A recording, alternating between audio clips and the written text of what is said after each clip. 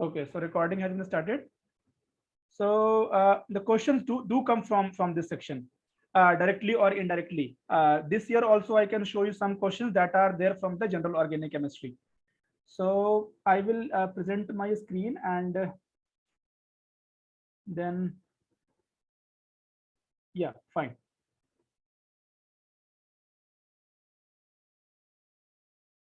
So I hope my screen is visible to everyone now, है ना? Can someone confirm? Yes, Yes, sir. sir. Yes, sir. Yeah. Yes, sir, visible. Yeah, so if anyone has not attended the orientation class, then this is the brief information about me. You can read it here, and I have also taught in some good chemistry faculty, good chemistry IIT JEE or NEET institute in the 11th 12th class. So I do have some little bit experience that using which I can teach you. And see, and at the end of the day, I am also aspirant like you, because this year I also wrote the examination, mains examination. So it would be like a collaborative effort, in which something I would be trying to teach you whatever experience I have gained in this last 3 or 4 years. And definitely there would be something that I would not be knowing at all. So in those things I will be honestly saying you कि भाई मुझे यहाँ पर नहीं मालूम है, मैं थोड़ा इसको चेक करके, पता करके, पढ़ करके, इंटरनेट पर सर्च करके उसको बताऊंगा आगे, जो मुझे सॉल्यूशन नहीं मालूम होगा। ठीक है, तो अब इसके बाद फिर आगे चलते हैं। तो सबसे पहले जो जनरल ऑर्गेनिक केमिस्ट्री है, तो सबसे पहले हम बेसिकली यही पढ़ने वाले हैं। तो जनरल ऑर्गेनिक केमिस्ट्री में बेसिकली कुछ कुछ कॉन्सेप्ट्स आते हैं। अब ये कुछ कुछ कॉन्सेप्ट्स, अच्छा, regarding the notes making, what I will be doing कि I would be writing something on the whiteboard as well, and कुछ डिक्टेट भी करवाऊंगा, क्योंकि डिक्टेट करवाने से things would be little faster, क्योंकि सारे चीज को लिखूंगा तो obviously that would be slower, और डिक्टेट करवाऊंगा तो थोड़ा सा फास्ट चला जाएगा। और साथ में you should make the live notes, जैसे जैसे मैं बता रहा हूँ वैसे वैसे आप नोट्स भी बनाते जाएंगे, तो आपके पास at the end of the class you will be having good notes. और उसमें काफी सारे एग्जांपल्स भी मैं इंक्लूड कर दूंगा, और examples will be from the previous year questions to some book as well. So I would very much recommend कि आप लाइव नोट्स बनाते जाए, जैसे जैसे क्लास प्रोसीड करते जा रहा है वैसे वैसे। तो जनरल ऑर्गेनिक केमिस्ट्री में बेसिकली कुछ कुछ कॉन्सेप्ट पढ़ते हैं कि जनरल ऑर्गेनिक केमिस्ट्री में सबसे पहला जो कॉन्सेप्ट होता है वो होता है बेसिकली इलेक्ट्रॉनिक इफेक्ट्स का। Electronic effects. दूसरा कॉन्सेप्ट जो आता है इसमें वो होता है concept of acid and base. Then the third concept is something about isomerism. You must be knowing, you must be having some brief idea of the isomerism, because you already have gone through 11th and 12th class, and आप लोगों में बहुत लोगों ने BSc MSc भी कर रखा होगा। बट आइसोमेरिज्म का उतना देख लेंगे जितना कि हमारे रिलेवेंट क्वेश्चन सॉल्व हो जाए हमारे यूपीएससी के लिए। हाँ, एंड वन मोर थिंग कि हम लोग कुछ इस तरीके से पढ़ेंगे कि सब्जेक्ट में बिल्कुल मास्टर या एक्सपर्ट नहीं बनना है हमें, इतना कॉन्सेप्ट समझ जाएं कि हमारा क्वेश्चन जो यूपीएससी में आता है वो सॉल्व हो जाए। और ऐसा नहीं करें कि हर एक चीज के पीछे भागते दौड़ें कि यार ये ऐसा क्यों हुआ, तो वो ऐसा क्यों हुआ। बहुत जगह चीज ऐसे होगा जहां पर हमें बाय डिफॉल्ट मान लेना होगा कि हाँ ये ऐसे ही होता है, सो दैट आप सिलेबस को जल्दी कर पाएं, और बस जो मेन पर्पस है हमारा कि क्वेश्चन सॉल्व करके आना यूपीएससी के एग्जाम में, वो हम कर ले फाइनली। तो आइसोमेरिज्म में बेसिकली डिफरेंट टाइप के जो स्ट्रक्चरल आइसोमेरिज्म है, देन आपका जियोमेट्रिकल आइसोमेरिज्म है, एंड देन स्ट्रक्चरल आइसोमेरिज्म में ही बेसिकली एक और कॉन्सेप्ट आता है हमारा टॉटोमेरिज्म का, and then there is something about stereo isomerism. Stereo isomerism का ज्यादा काम नहीं है हमारे यूपीएससी के केमिस्ट्री में, लेकिन हाँ जो किस तरीके से मॉलिक्यूल्स को दिखाते हैं, तो बेसिकली प्रेजेंटेशन कैसे करते हैं 3D मॉडल में, और उसके लिए जो अलग अलग तरीका है कि जैसे पहला हो जाता है अपना वेज डैश मॉडल से शो करते हैं, फिर सेकंड होता है न्यूमैन, ये सब सारी चीजें। तो इसके बारे में डिटेल हम आएंगे जब हम आइसोमेरिज्म को टॉपिक पर आने वाले हैं। तो यही बस छोटा मोटा कॉन्सेप्ट्स है जो कि हम सबसे पहले देख लेंगे। तो सबसे पहले हम देखते हैं इलेक्ट्रॉनिक कॉन्सेप्ट्स का, इलेक्ट्रॉनिक कॉन्सेप्ट में क्या क्या होता है। तो ये जो अपना इलेक्ट्रॉनिक कॉन्सेप्ट है, इसके या फिर इसको आप इलेक्ट्रॉनिक डिस्प्लेसमेंट इफेक्ट भी कह सकते हैं, डिस्प्लेसमेंट इफेक्ट। अब ये बेसिकली दो टाइप का होता है। दो टाइप का कहने का मतलब ये हुआ कि देयर आर समथिंग कॉल्ड की परमानेंट एंड देन एक टेम्पोररी इफेक्ट्स होता है।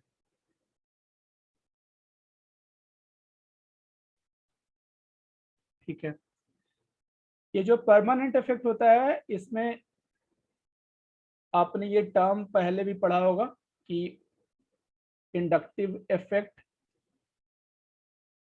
देन सेकंड इज रेजोनेंस, और इसी का जो इफेक्ट होता है ये होता है mesomerism, and then third is hyper conjugation.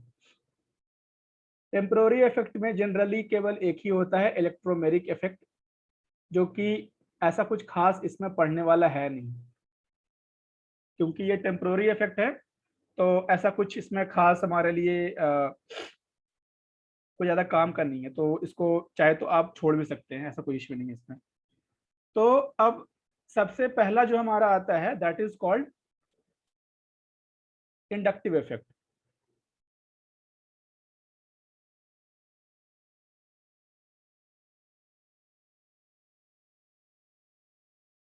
अब इंडक्टिव इफेक्ट का मीनिंग ये होता है बेसिकली कि अगर हमारे पास कोई सिंपल कार्बन कार्बन बॉन्ड है, तो जो इसका इलेक्ट्रोनेगेटिविटी है उसका उसी का इलेक्ट्रोनेगेटिविटी इसका भी है, बेसिकली दोनों का इलेक्ट्रोनेगेटिविटी सेम सेम है। तो होगा क्या कि जो कार्बन का यहाँ पर जो शेयर्ड यहाँ पर इलेक्ट्रॉन है, कि यहाँ पर इलेक्ट्रॉन है, ये बेसिकली यहाँ पर ये मिडिल डिस्टेंस में रहने वाला है। लेकिन जब कुछ अगर चेन में ऐसा हो गया हमारे पास कि ये सी है और ये सी है और ये सी और ये सी और ये एफ, तो यहाँ पर हुआ क्या कि बेसिकली यहाँ पर जो फ्लोरीन है इसका इलेक्ट्रोनेगेटिविटी है जो कहीं ज्यादा है compare to carbon.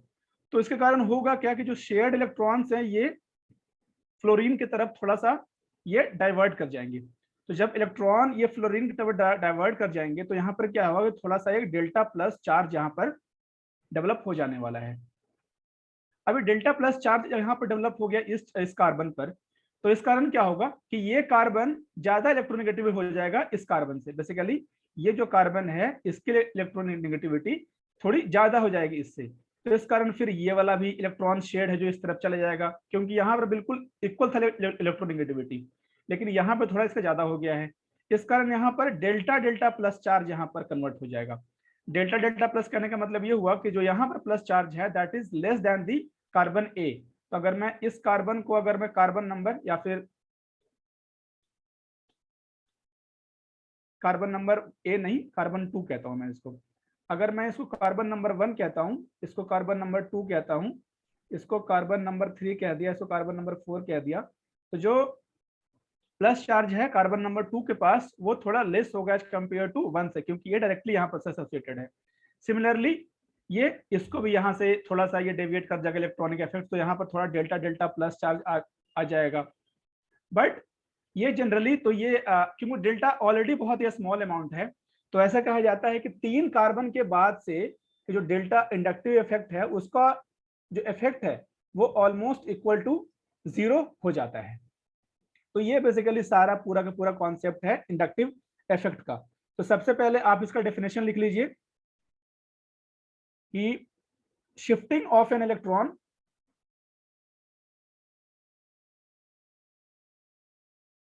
shared pair along the carbon chain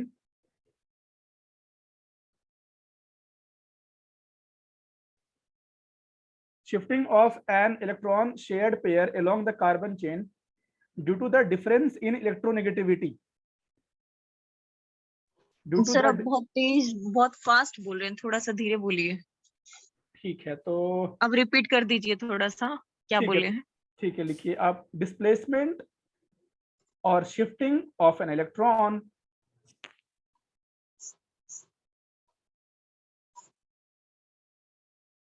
displacement और shifting of an electron shared pair along the carbon chain due to difference in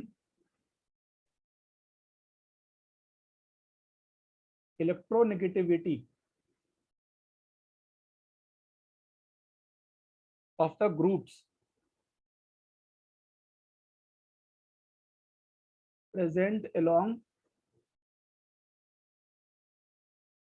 carbon chain is called inductive effect.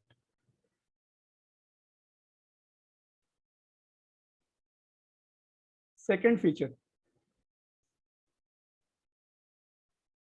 it operates through sigma bond. ये pi bond से नहीं होता, क्योंकि obviously ये जो sigma bond है केवल उसी का ये डाइवर्जन हो रहा है या फिर शिफ्टिंग हो रहा है.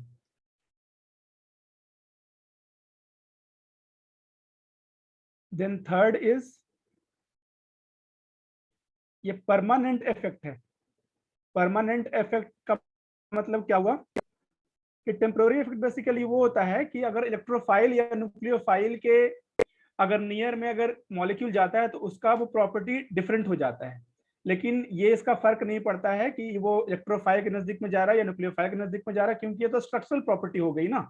अगर कार्बन से फ्लोरीन लगा हुआ है तो वो तो लगा हुआ है, तो स्ट्रक्चरल प्रॉपर्टी हो गया. जब तक बॉन्ड को तोड़ेंगे नहीं हम, तब तक तो कुछ होने नहीं वाला. इस कारण इसको हमने परमानेंट इफेक्ट कह दिया है. Then next characteristic,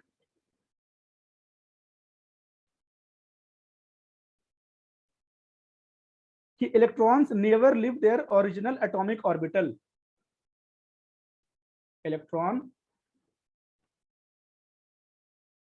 never leave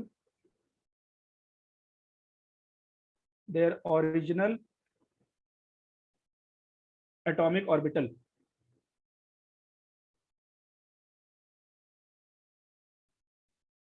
जैसे कि आगे में देखेंगे कि मेसोमेरिक इफेक्ट वगैरह में, उसमें इलेक्ट्रॉन का कहीं ना कहीं मूवमेंट होता है और उसमें ओरिजिनल एटॉमिक ऑर्बिटल को लीव करते हैं वो, लेकिन यहाँ पर इलेक्ट्रॉन का कुछ ऐसा मूवमेंट नहीं हो रहा है. जो एटॉमिक ऑर्बिटल में रहेंगे वो वहीं पर रहेंगे. जैसे कि हाइपर कॉन्जुगेशन में देखेंगे आगे में कि और इलेक्ट्रॉन का कहीं ना कहीं मूवमेंट होता है एक ऑर्बिटल से दूसरे ऑर्बिटल में. देन फिफ्थ प्रॉपर्टी इज कि अब देखिए, ये जो इंडक्टिव इफेक्ट हो सकता है ये बेसिकली दो टाइप का इंडक्टिव इफेक्ट होगा. कि अगर इलेक्ट्रॉन विड्रॉइंग अगर ऐसा ग्रुप लगा दिया है हमने, तो उसको हम कह देते हैं minus I effect. I hope यहां तक सबका पूरा हो गया ना जो मैंने लिखवाया अभी तक. हाँ जी सर, हो यस गया. Sir. Okay, so basically depending upon, आगे लिखिए यहां पर, depending upon direction of, depending upon direction of shift of electron, depending upon direction of shift of electron, I effect can be of two types. I effect can be of two types.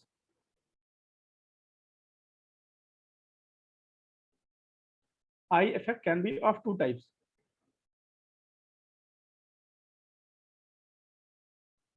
इसमें आपका पहला होता है minus आई. इसमें क्या है कि group which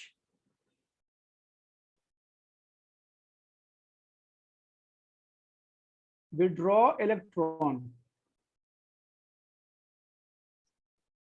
और इसको अब से हम लोग शॉर्ट में लिखा करेंगे EWG, electron withdrawing group, group which withdraw electron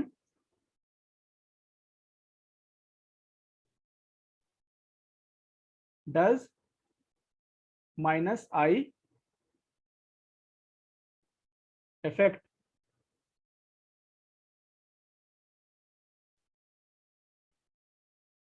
अब एक ऑर्डर आप ध्यान रखेंगे, डायरेक्टली ये पूछेगा नहीं, लेकिन इसका इनडायरेक्टली एप्लीकेशन आपके पास होगा एलिमिनेशन रिएक्शंस में, सब्स्टिट्यूशन रिएक्शंस में, काफी जगह इसका। फिर देन जो कार्बन का शील्डिंग होता है वो उसका कहीं ना कहीं इफेक्ट इसका यूज आएगा। तो जो -I ग्रुप होता है उसका कुछ ऑर्डर ऐसा होता है कि NF3+ greater than NH3+ greater than NO2 SO3H। ये मैं कॉमा यूज कर दे रहा हूं अगली बार से, इसका मतलब ये हो जाएगा कि greater than CN CHO C double bond OR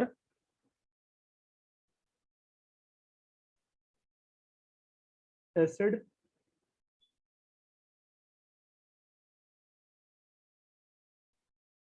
ester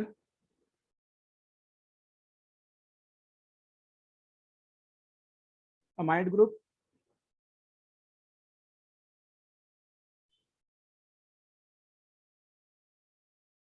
फिर ये आपका पूरा हैलोजन ग्रुप आ जाएगा।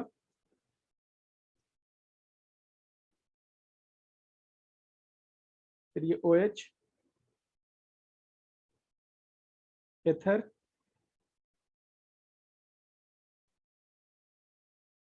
Alkyne group,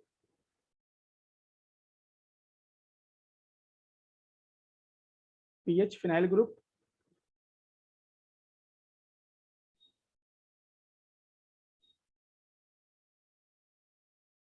double bond group, and then last में हाइड्रोजन। ये सबको ऑर्डर एग्जैक्टली कैसा है, ये सब तो काफी आपके लिए इंट्यूटिव होगा, क्योंकि ये ट्रिपल बॉन्ड है। तो ट्रिपल बॉन्ड है बेसिकली, तो यहाँ पर जो परसेंटेज S कैरेक्टर होगा, बेसिकली जो इसका जो परसेंटेज S कैरेक्टर होगा वो कहीं ज्यादा होगा ये डबल बॉन्ड वाले से। अच्छा, एक चीज और नोटिस करना होता है कि जो H ग्रुप है उसका हम कन्वीनियंस के लिए हम इसका 0 मानते हैं, इसका इंडक्टिव इफेक्ट, क्योंकि ये kind of as a yardstick की तरह हमारे लिए ये प्रोवाइड कर रहा है ये।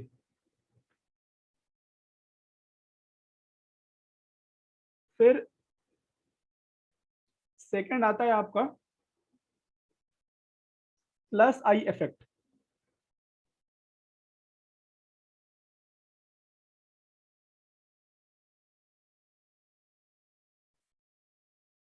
और इसमें क्या हो जाएगा, जस्ट उसके उल्टा ये ग्रुप विच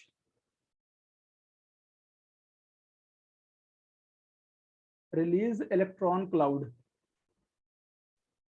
या फिर इसी को अगली बार से हम लोग बोलेंगे electron donating group.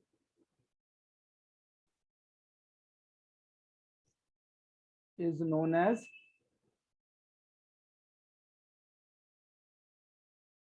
+I group and effect is called +I effect, and the effect is called +I effect.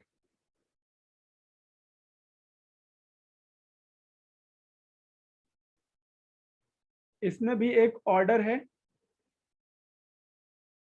काफी इंट्यूटिव ऑर्डर है, वो आप ध्यान रख सकते हैं कि सबसे ज्यादा होता है O- का, क्योंकि ये काफी इंट्यूटिव है, क्योंकि ज्यादा यहाँ पर इलेक्ट्रॉन क्लाउड रहेगा तो ऑब्वियसली वो इलेक्ट्रॉन को रिपेल करेगा खुद से, और वो इलेक्ट्रॉन देने का टेंडेंसी होगा इसका, इलेक्ट्रॉन डोनेटिंग ग्रुप टेंडेंसी होगा इसका।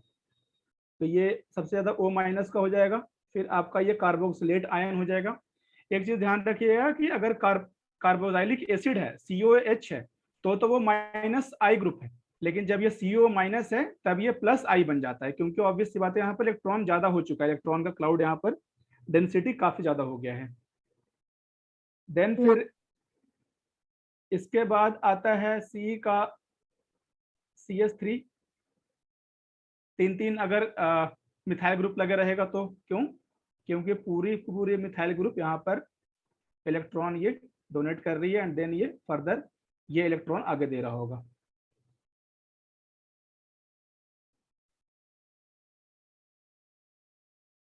ये इससे कम होगा, इसमें होगा जब हमने केवल तो 2 मिथाइल लगा दिया है। फिर इससे कम किस में होगा? जब हमारे पास केवल 1 मिथाइल लगा रहेगा। फिर इससे भी कम कब होगा? जब हमारे पास केवल ये CH3 लगा हुआ है। एंड देन ये D का होता है, फिर सबसे लास्ट में H का। तो फिर से ये H दोनों जगह क्यों आया है? क्योंकि इसको हम 0 मान रहे हैं और ये एज अ यार्डस्टिक है कि इसके जो एक साइड का ग्रुप हो गई वो पूरे के पूरे प्लस I ग्रुप, और इसका जो दूसरे साइड का ग्रुप हो गया वो पूरा का पूरा माइनस I ग्रुप।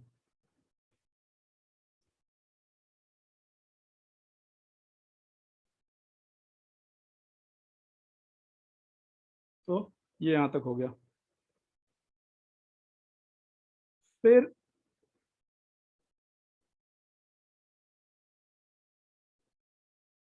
अब बेसिकली तो इसमें इसके बाद आगे मैं क्या करूंगा कि या तो हम अलग अलग पढ़ें कि एक इंडक्टिव इफेक्ट पढ़ा हमने और उसके बाद देखा हमने एप्लीकेशंस कि उसका रिएक्शन इंटरमीडिएट्स पर कैसे इफेक्ट हो रहा है, कि वो कार्बोकैटायन को कैसे स्टेबलाइज कर रहा है, डीस्टेबलाइज कर रहा है, कैसे कर रहा है। तो ये करने में ज्यादा टाइम लगेगा, क्योंकि जब हमने एक बारी प्लस I पढ़ लिया है और देन मेसोमेरिक इफेक्ट का प्लस M पढ़ लिया है, माइनस M पढ़ लिया है, तो इकट्ठा हम देख लेंगे वहां पर कि ये बेसिकली कार्बोकैटायन के स्टेबिलिटी पे कैसे रोल प्ले करता है, कार्बन आयन के स्टेबिलिटी पे कैसे रोल प्ले करता है, ये आपका जो फ्री रेडिकल है उसके स्टेबिलिटी पे कैसे रोल प्ले करता है, and then acid and base का कॉन्सेप्ट को कैसे ये इफेक्ट करता है। तो इस कारण इसके बाद जो सेकेंड इफेक्ट पर जो आने वाले हैं वो बेसिकली आपका है मेसोमेरिक इफेक्ट।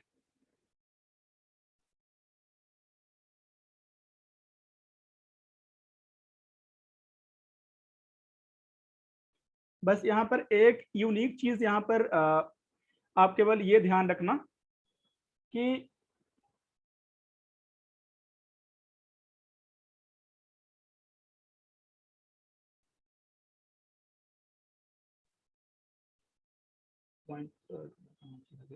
हाँ ठीक है, कि एक चीज आप ये ध्यान रखना कि बेसिकली वैसे ये पूछेगा तो नहीं, ये काफी जेई टाइप का ये एक ट्रिवियल फैक्ट है कि जो CT3 है उसका ज्यादा होता है आपका -I as compare to CD3 and then is greater than CH3।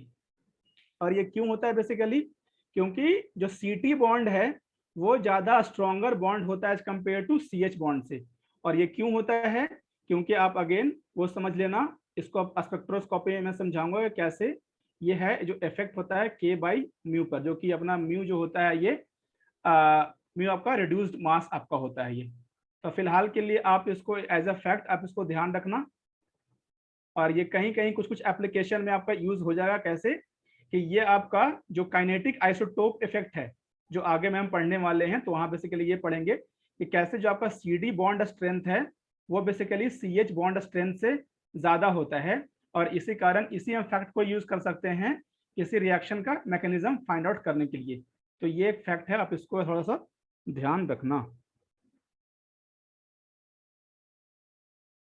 Then अब हम मूव करते हैं रेजोनेंस की तरफ।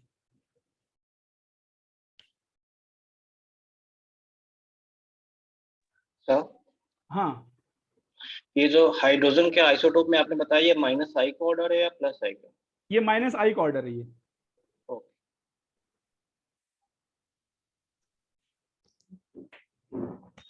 ठीक है।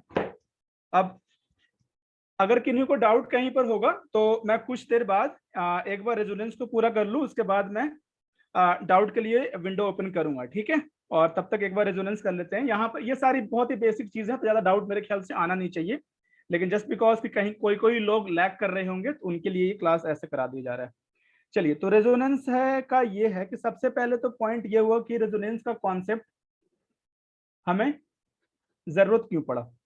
तो रेजोनेंस का कॉन्सेप्ट इस कारण जरूरत पड़ा क्योंकि हम जानते हैं कि जैसे आपके लिए ये कार्बोक्सिलेट आयन का अगर मैं एग्जांपल लूं, तो पॉइंट ये आता है कि ये जो आपका कार्बोक्सिलेट आयन ये इस फॉर्म में है या फिर ये आपका इस फॉर्म में है।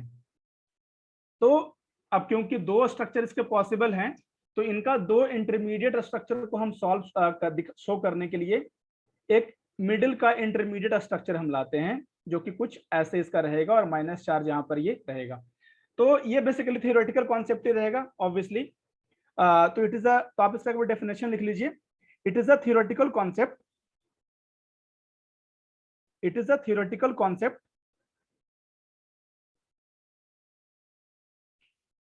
which is used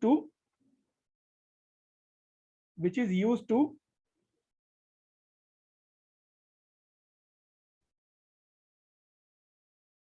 explain various properties, explain various properties, various properties such as bond length, bond length, bond order, bond order, which cannot be explained by conventional structures, which cannot be explained by conventional structures,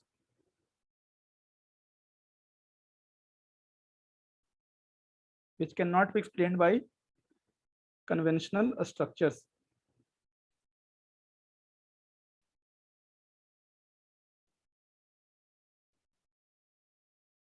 अब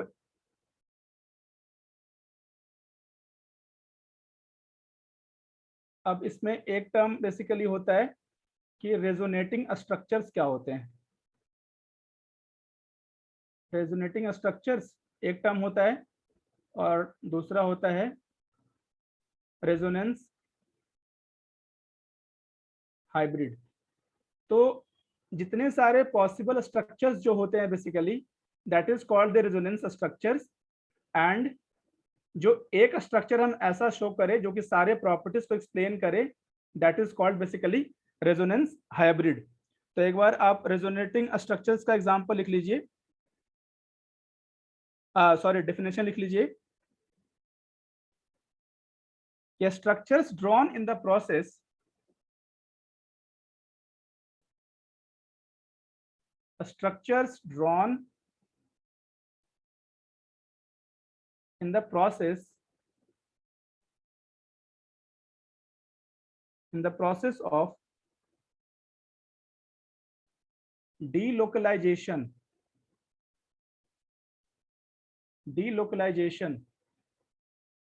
of pi electrons are called resonating structures, या फिर इसी को canonical structure भी कहते हैं।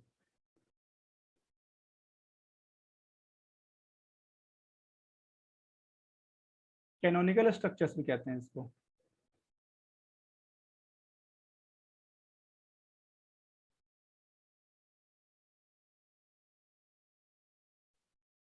जैसे यहां पर फर्स्ट एंड सेकंड ये दोनों इसके रेजोनेटिंग स्ट्रक्चर्स हो गए।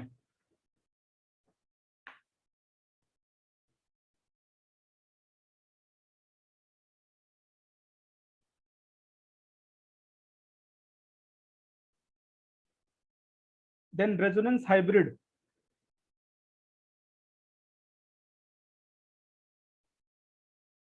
resonance hybrid is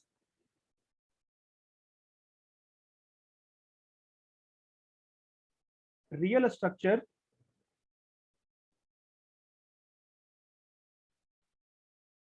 formed by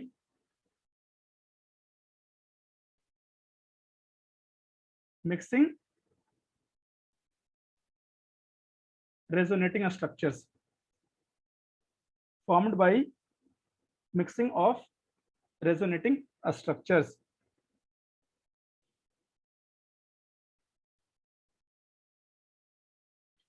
अब ये देखिए कैसे ये रेजोनेटिंग स्ट्रक्चर का ये हाइब्रिड कैसे हुआ। फॉर एग्जांपल, अगर हमने carbonate ion suppose that as example लिया है, तो कार्बोनेट आयन का फॉर्मूला होता है CO3-2। अब CO3-2 है तो इसका एक जो स्ट्रक्चर है वो तो हमने ऐसे शो कर दिया। दूसरा स्ट्रक्चर में कैसे होगा, और अलग अलग जो रेजोनेंस स्ट्रक्चर है उसको हम शो करते हैं बेसिकली डबल हेडेड एरो से, सो दैट ये हम शो कर रहे हैं बेसिकली कि ये सारे इंटरकॉन्वर्टिबल हैं एक दूसरे से। दूसरे में क्या किया हमने, यहाँ पर माइनस चार्ज लगा दिया है और ये डबल बॉन्ड यहाँ आ गया है। तीसरे में क्या हो जाएगा, ये डबल बॉन्ड यहाँ आ गया और ये माइनस चार्ज ये यहाँ पर ये आ गया। और इसी को आप एरो से भी शो करेंगे कि यहाँ पर ये इलेक्ट्रॉन यहाँ गया तो ये इलेक्ट्रॉन यहाँ चला गया, देन ये इलेक्ट्रॉन यहाँ चला गया तो ये इलेक्ट्रॉन यहाँ आ गया आपका। तो ये सारे आपके हो गए रेजोनेटिंग स्ट्रक्चर 1, 2 और ये आपका 3। इन सब का जो रेजोनेंस हाइब्रिड होगा वो कैसे शो होगा, कि सबसे पहले जैसा कि मैंने बता दिया कि रेजोनेंस इफेक्ट है वो सिग्मा बॉन्ड में नहीं होगा। तो सबसे पहले हम 3 सिग्मा बॉन्ड तो बना देंगे, क्योंकि सिग्मा बॉन्ड नहीं टूट रहा है भाई, केवल हमारा पाई बॉन्ड टूट रहा है। तो सबसे पहले हम 3 सिग्मा बॉन्ड तो बना दिया। अब क्या करेंगे, इसको हम डॉट डॉट से शो कर देंगे, क्योंकि ये डॉट डॉट बेसिकली शो कर रहा है कि कैसे पूरा का पूरा डबल बॉन्ड नहीं है लेकिन पार्शियल डबल बॉन्ड है। तो इसी को कह दिया हमने पार्शियल डबल बॉन्ड कैरेक्टर। अब बात आती है कि नेगेटिव चार्ज कहाँ डालें। तो नेगेटिव चार्ज का बेसिकली डिस्ट्रीब्यूशन कैसे होगा कि हमारे पास पूरा का पूरा -2 चार्ज है 3 कार्बन एटम के ऊपर में, तो 3 ऑक्सीजन एटम के ऊपर में, तो तीनों के ऊपर हमारे पास कितना कितना चार्ज हो जाएगा, -2/3 -2/3 -2/3, क्योंकि -2 चार्ज 3 ऑक्सीजन एटम के ऊपर डिस्ट्रीब्यूट हो रहा है। तो इसके ऊपर हम लिख देंगे -2/3 -2/3 और यहाँ पर -2/3। तो ये हमारा हो जाएगा आपका रेजोनेंस हाइब्रिड।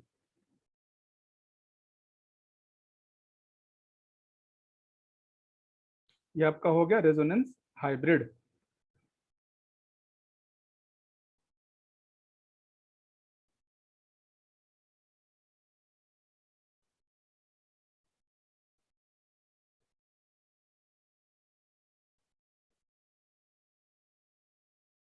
अब यहाँ पर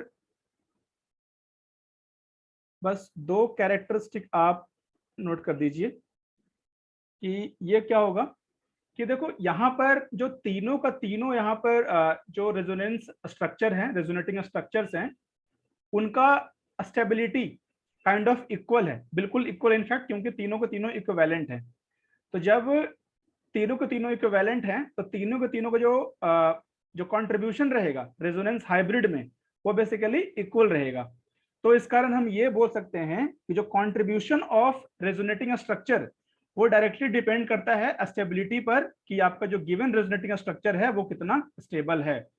तो आप ये पहला पॉइंट लिख लीजिए कि contribution of resonating structure is directly proportional to stability of resonating structures. अभी हम कुछ देर बाद आने वाले हैं कि basically stability of resonating structures का मीनिंग कैसे क्या हुआ और कैसे हम डिसाइड करते हैं कि कौन सा रेजोनेंस स्ट्रक्चर स्टेबल है, कौन सा स्टेबल नहीं है। ये तो हो गया पहला बात।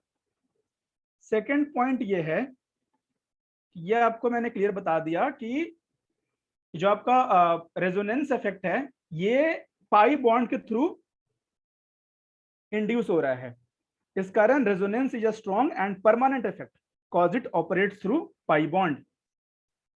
तो resonance is a strong and permanent effect cause it operates through pi bond. A strong plus permanent effect cause it operates through pi bond.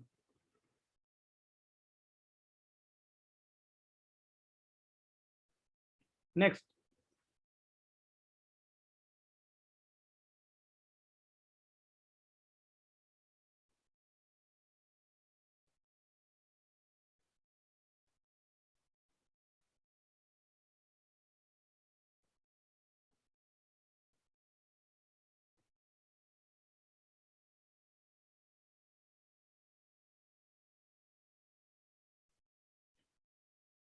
next, conditions for resonance.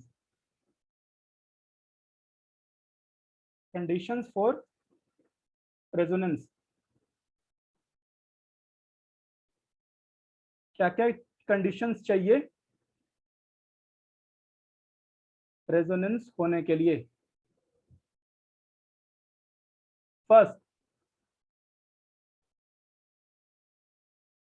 First is planarity.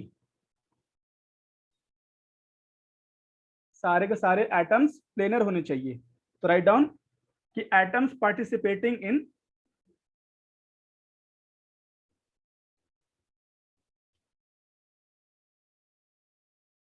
या फिर atomic orbitals.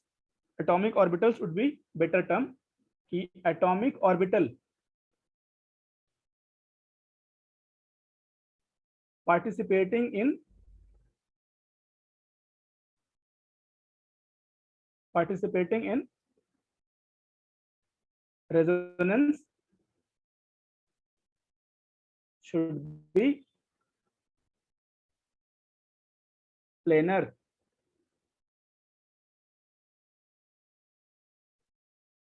For example,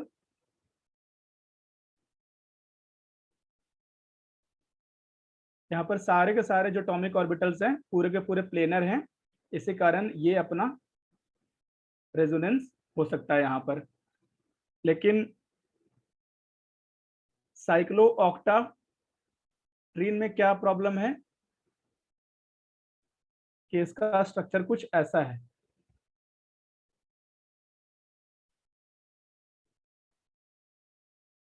इसका मतलब क्या हुआ, ये जो चार यहाँ पर एटॉमिक ऑर्बिटल हैं और ये जो ऑर्बिटल है ये प्लेनर नहीं है ये चारों से, इस कारण यहाँ पर रेजोनेंस पॉसिबल नहीं है और यहाँ पर रेजोनेंस पॉसिबल आपका है।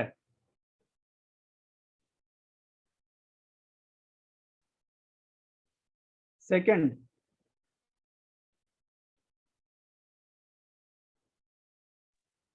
सर एक सेकंड सर, जैसे उसमें है तो डबल बॉन्ड तो उसका sp2 हिब्रिडाइजेशन होगा, फिर प्लेनर क्यों नहीं है? मतलब ये प्लेनर इस कारण नहीं होता क्योंकि जब आपका ये प्लेनर रहेगा तो बेसिकली ये क्या होगा, ये जो एंगल है ये एंगल आपका कितना हो जाएगा 135 डिग्री के अराउंड एंगल हो जाएगा। जबकि आपका अगर sp2 अगर चाहिए तो आपको मालूम है कि एंगल कितना चाहिए आपको 120 डिग्री। तो ये एंगल स्ट्रेन आ जाता है 15 डिग्री का, जो कि काफी इनके लिए अनबियरेबल होता है। तो ये एंगल स्ट्रेन अनबियरेबल होने के कारण ये अपना कंपाउंड है जो नॉन प्लेनर फॉर्म में चला जाता है ये। ठीक है, thank you.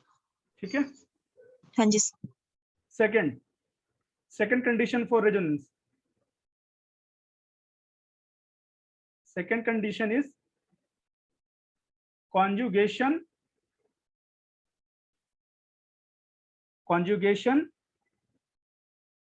between alternate positions.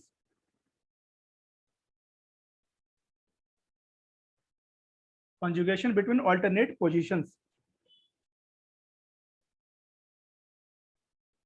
अब ये कॉन्जुगेशन बिटवीन ऑल्टरनेट पोजीशंस काफी टाइप का हो सकता है।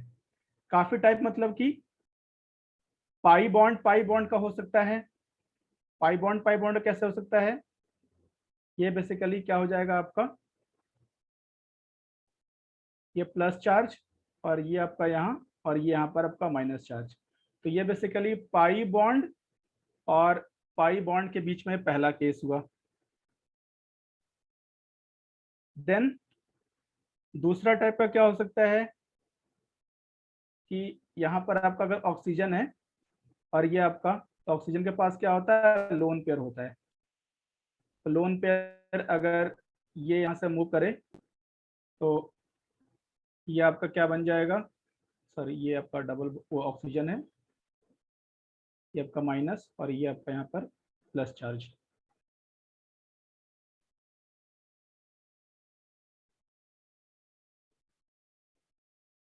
सर आपने सेकंड स्ट्रक्चर पे चार्ज गलत नहीं लिख दिया है क्या? चार्ज गलत क्यों होगा? O के पास प्लस चार्ज होगा ना, क्योंकि इलेक्ट्रॉन डोनेट कर रहा है, और साथ में इसके पास 3, इसके पास वैलेंसी हो गया है, जबकि ऑक्सीजन के केवल पास 2 वैलेंसी होना चाहिए। सर सेकंड स्ट्रक्चर में दोनों तरफ पॉजिटिव चार्ज आएगा, एक तरफ नेगेटिव। सॉरी हाँ, यहाँ पर ये एक तरफ नेगेटिव आएगा। हाँ ये आपका नेगेटिव आएगा, ठीक है। अच्छा आप इसकी बात कर रहे थे? हाँ जी हाँ जी।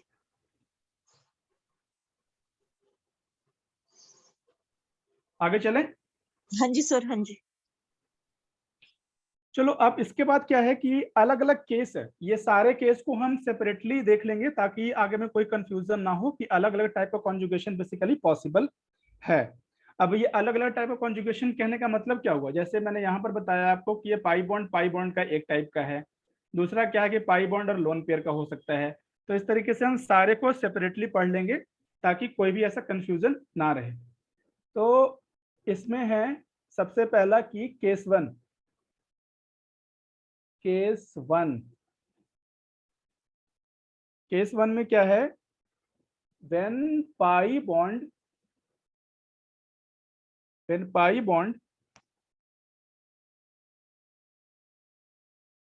is in conjugation with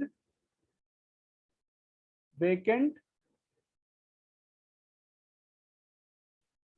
p orbital, with vacant p orbital. For example,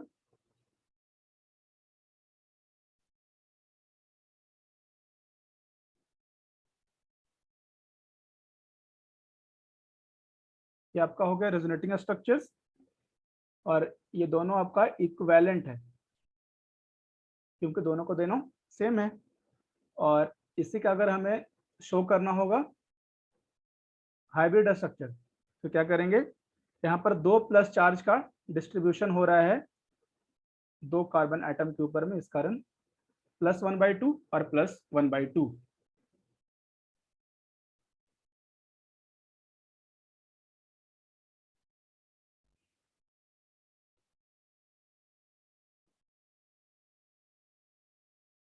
similarly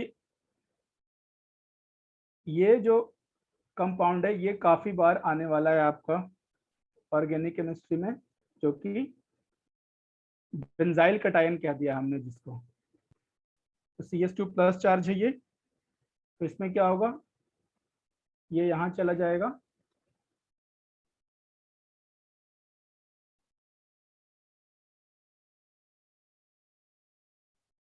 तो ये यहाँ पर आपका ये प्लस चार्ज आ गया।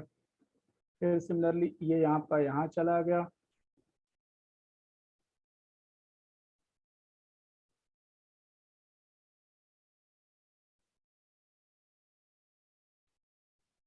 सॉरी यहाँ पर ये कुछ नहीं हो गया, यहाँ पर ठीक है, ये हो गया।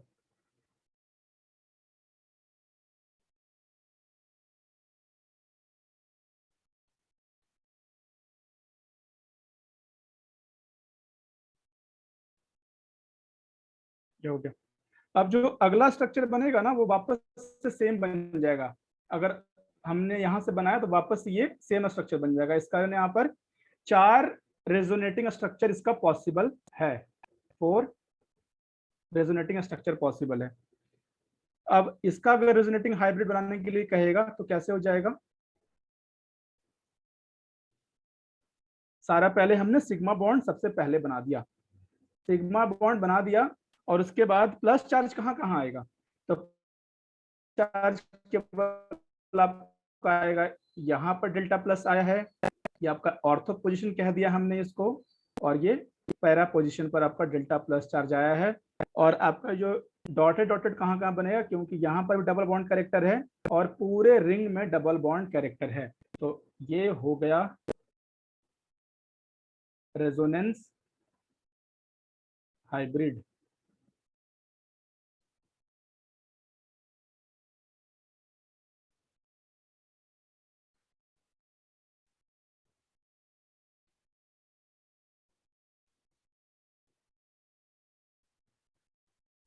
यहाँ पर आप चाहे तो नोट भी कर सकते हैं एग्जाम के लिए कि ऑलवेज, या फिर मैं पहले एग्जांपल करवा देता हूं, इसके बाद इस पर चलेंगे।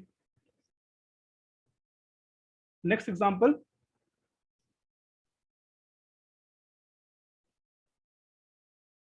ये क्वेश्चन आया था 2022 में, इसी साल आया था ये। इसमें 2 प्लस चार्ज है, डायरेक्टली नहीं आया था, ये कंपाउंड को पहले हमें फॉर्म कराना था, ये कंपाउंड फॉर्म कराना था इसके बाद से, लेकिन केवल हमें ये नहीं लिखना है, साथ में हमें सारों के सारे इसके रेजोनेटिंग स्ट्रक्चर्स लिखने हैं। इसका मैं अभी ये बोल रहा था कि नोट करके कि always show all resonating structures, always show all resonating structure along with resonance hybrid to get better marks। केवल एक रेजोनेटिंग स्ट्रक्चर को बनाकर छोड़ देंगे तो आपके मार्क्स कट जाएंगे। इसलिए जब ये कंपाउंड हमें फॉर्म कराना था, ये कंपाउंड फॉर्म करा करके फिर ये सारे के सारे आपको रेजोनेटिंग हाइब्रिड आपको बनाने पड़ेंगे, सॉरी रेजोनेटिंग स्ट्रक्चर्स बनाने पड़ेंगे। तो यहाँ चला गया तो ये क्या हो जाएगा, ये डबल बॉन्ड आपका यहाँ आ गया, और प्लस चार्ज जो पहले यहाँ था ये अब चला गया यहाँ पर। फिर इसके बाद क्या होगा, फिर से आप यहाँ से यहाँ करा देंगे तो ये हो जाएगा।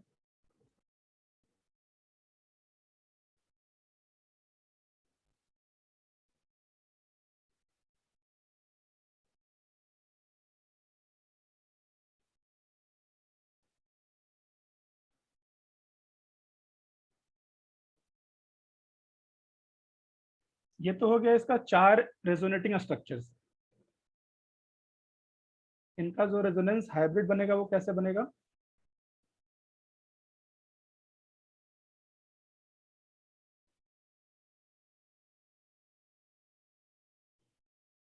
प्लस चार्ज 2 बार शो करना पड़ेगा क्योंकि 2 प्लस चार्ज हमारे पास।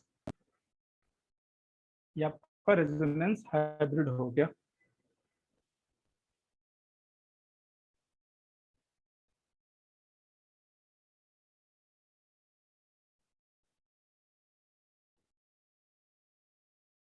ठीक है, एक क्वेश्चन बताइए सॉल्व करके आप लोग, इसका रेजोनेंस हाइब्रिड क्या बनेगा? इसका रेजोनेंस हाइब्रिड हम ऐसे बना सकते हैं क्या,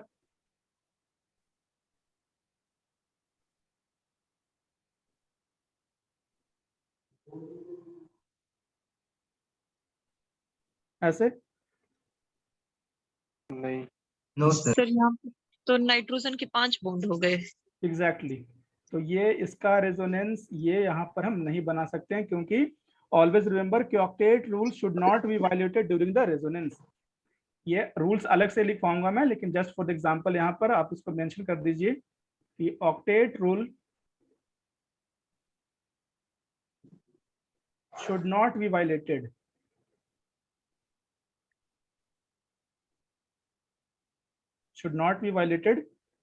in any of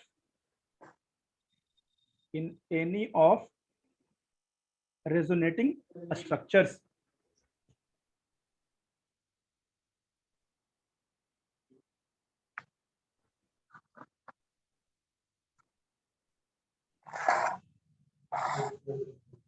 In any of resonating structures.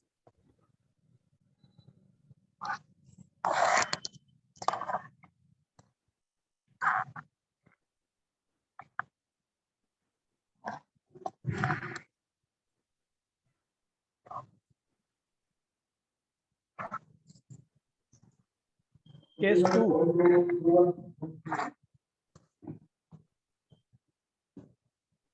Case 2.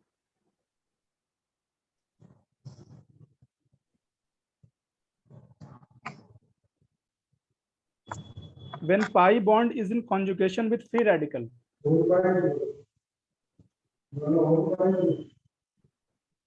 किन्हीं का माइक ऑन है, प्लीज आप माइक ऑफ कर लीजिए। Case 2. When pi bond is in conjugation with free radical.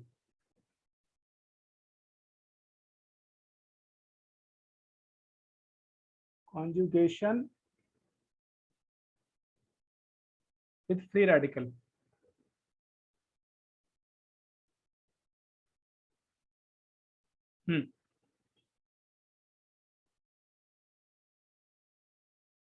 तो यहां पर थोड़ा सा एक अलग रूल हो जाता है। अलग रूल क्या हो जाता है कि you have to break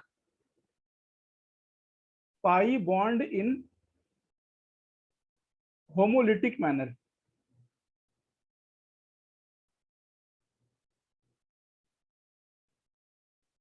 homolytic manner का मतलब क्या हुआ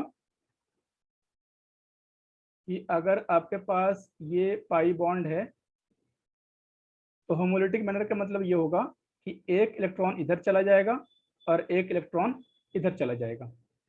मतलब कि होमो का मतलब क्या होता है, सेम टाइप का, बिल्कुल इक्वल। और हेट्रो का मतलब होता है डिफरेंट टाइप का। तो यहाँ पर क्योंकि दोनों के पास शेयर्ड इलेक्ट्रॉन एक चला गया, इसी कारण हमने कह दिया इसको होमोलिटिक क्लीवेज, या फिर होमोलिटिक मैनर में इसको ब्रेक करना।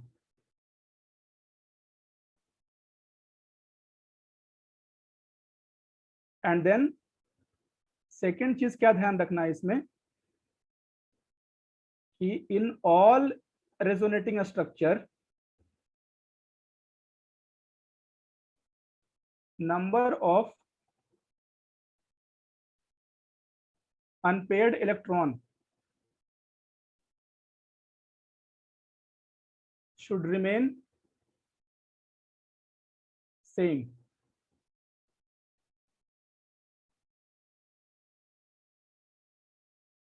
एग्जाम्पल, सबसे बेसिक एग्जाम्पल क्या होगा इसका, CH2 डबल बॉन्ड CH है,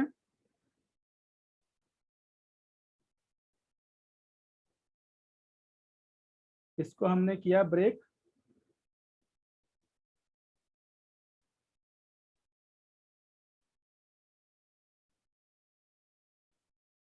होमोलिटिक मैनर में। तो ये क्या हो जाएगा, ये यहाँ आ जाएगा, ये बॉन्ड यहाँ, इलेक्ट्रॉन यहाँ। अब दो इलेक्ट्रॉन मिलकर के यहाँ पर ये बॉन्ड फॉर्मेशन कर देंगे।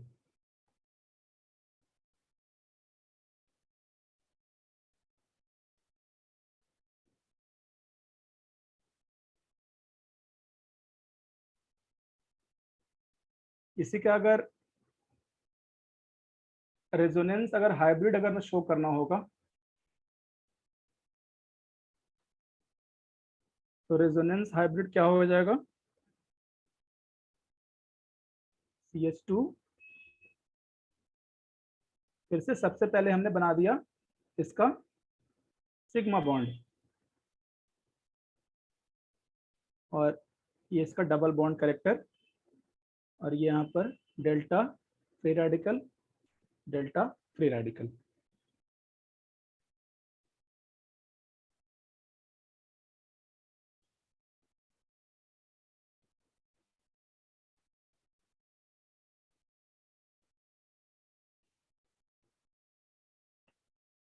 सर जैसे मतलब शुरू में हमारे पास एक ही फ्री रेडिकल था ना हाँ इनिशियल स्ट्रक्चर में, तो हाँ जो लास्ट में जो हमने रेजोनेंस हाइब्रिड दिखाया उसपे तो 2 फ्री रेडिकल पार्शियल दिखाए हैं, हाँ मतलब ये सही है? हाँ, दोनों पर ये पार्शियल है ना ये तो। अच्छा जैसे हम डेल्टा प्लस शो करते हैं अलग अलग जगह पर, तो डेल्टा प्लस भी वहां पर दो डेल्टा प्लस, दो प्लस नहीं था ना, डेल्टा का मतलब ही होता है छोटा। अच्छा, मतलब ये है कि 2 दिखाए जा सकते हैं, ये नहीं है कि एक ही मतलब शुरू में एक था तो एक ही जगह दिखाएंगे। नहीं, डेफिनेटली दो जगह दिखा सकते हैं। जैसे आप पीछे वाले एग्जांपल में, जैसे मान लो कि अब ये प्लस चार्ज तो केवल यहाँ पर इस वाले एटम पर है, हाँ लेकिन जी। क्योंकि रेजोनेंस पूरी की पूरी है, तो रेजोनेंस के कारण पूरे पर ये ऑर्थो और पैरा सब जगह अपना पॉजिटिव चार्ज आ रहा है। तो रेजोनेंस हाइब्रिड तो टोटल नेट को शो कर रहा है ना, वो तो हर एक जगह हमें शो करना पड़ेगा, यहाँ भी, यहाँ भी, यहाँ भी, यहाँ भी। ठीक है सर, जहां जहां गया है रोटेट किया है मतलब। हाँ एग्जैक्टली। ठीक है sir, okay thank case 3,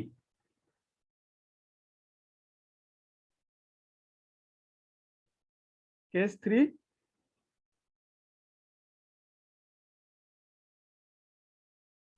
case 3 simple है कि pi bond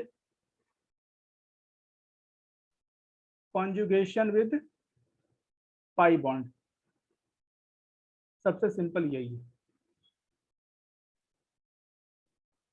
conjugation with pi bond. Simplest example,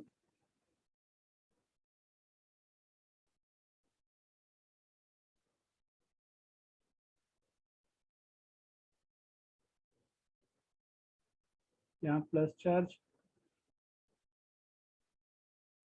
equivalent में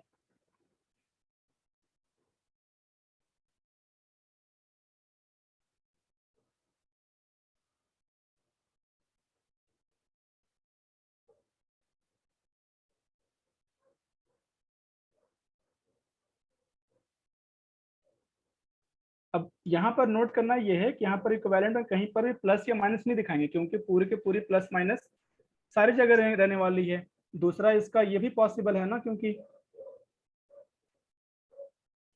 अगर ये ऐसा है तो ये भी यहाँ मूव कर सकता था,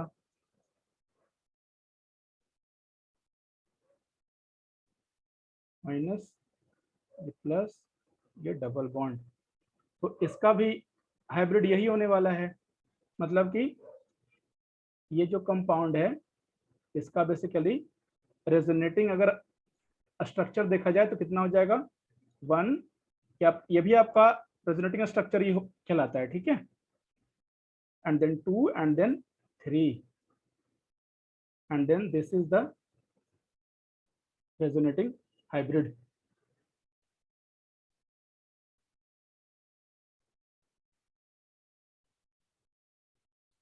ये सबसे सिंपलेस्ट एग्जांपल हो गया। Then second example is acrolein. देखो कुछ कुछ कॉमन नेम्स हैं वो हमें रटने पड़ेंगे, क्योंकि वो कॉमन नेम्स डायरेक्टली एग्जाम में आ जाते हैं, और जब तक हमें याद नहीं रहेगा उसका नाम तो फिर क्वेश्चन सॉल्व करना मुश्किल हो जाता है। तो इसी तरीके से as we proceed in the course, तो धीरे धीरे ऐसे करके सारे नाम हमें याद हो जाएंगे। अब जैसे ये एक्रोलीन का जो क्वेश्चन है ये आपको आएगा जब फिशर इंडोल सिंथेसिस वगैरह करना होगा, या फिर बिस्लर नेपेलिस के सिंथेसिस वगैरह, तो उस टाइम ये आपको याद होना चाहिए कि एक्रोलीन इसे कहते हैं।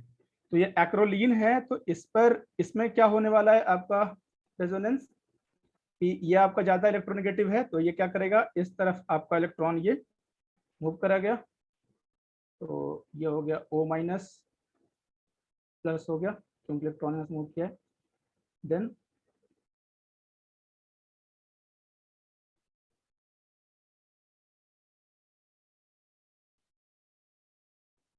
प्लस चार्ज,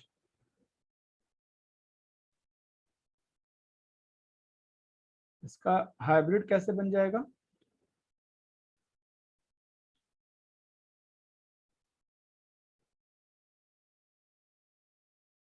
इस पर delta minus, sorry,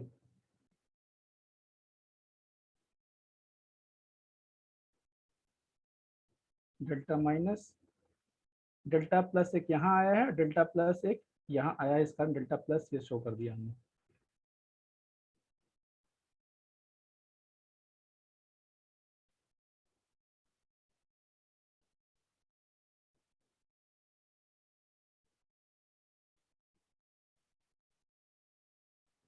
this is resonance hybrid.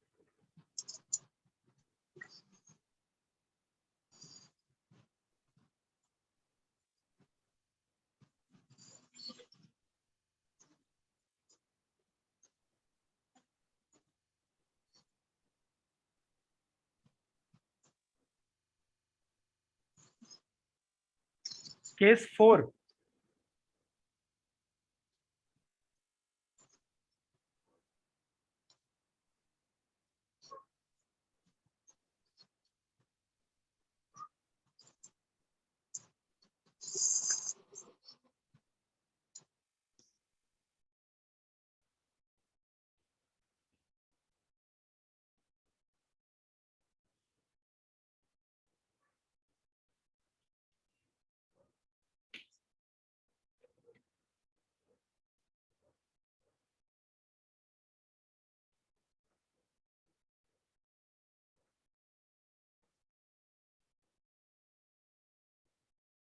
case 4 is pi bond is in conjugation with lone pair.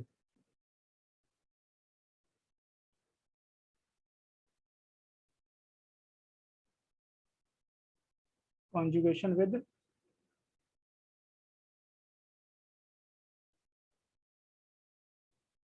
lone pair.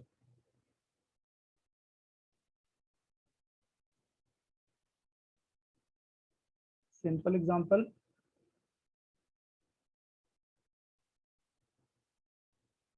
दो लोन पेयर हैं बट पार्टिसिपेट केवल एक करेगा।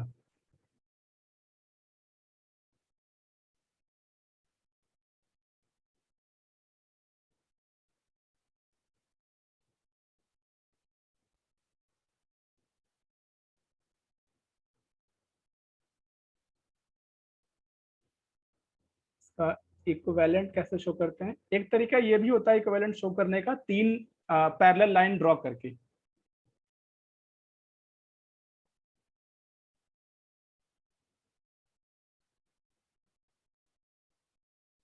यहाँ पर आ गया डेल्टा प्लस, यहाँ पर आ गया delta minus, and then dot dot dot, ये डबल बॉन्ड कैरेक्टर शो करने के लिए।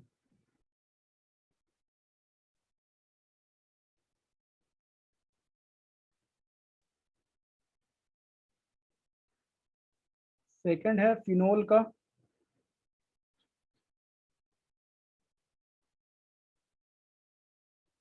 ये भी काफी बहुत ही इजी टू ड्रॉ है।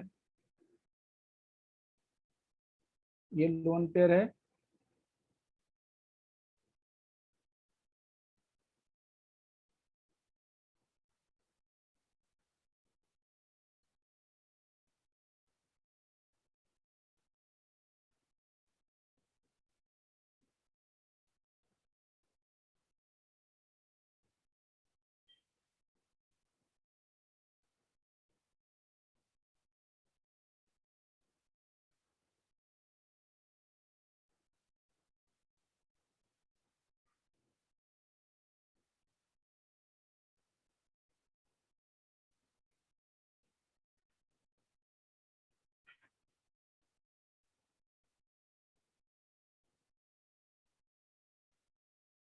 ये हो गया। वापस ये ड्रॉ करेंगे तो वापस ये फर्स्ट वाला स्ट्रक्चर ही मिल जाएगा हमारे पास, इस कारण आगे ड्रॉ करने का मतलब नहीं बनता है। ये हो गया 4 इसका रेजोनेटिंग स्ट्रक्चर। इसका रेजोनेंस हाइब्रिड अगर आप लोग खुद से बना सकते हैं तो बनाओ एक बार।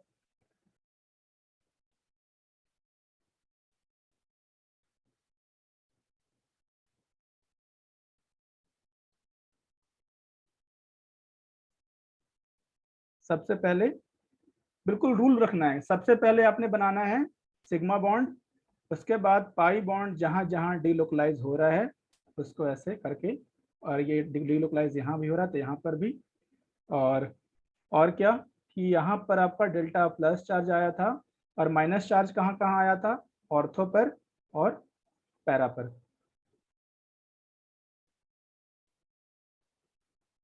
ये आपका हो गया resonance hybrid.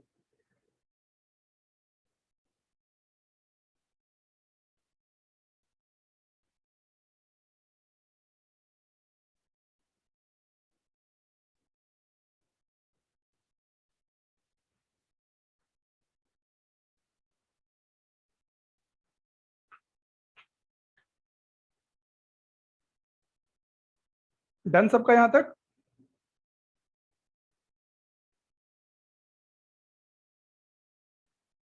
Can anyone confirm कि यहाँ तक डन सबका?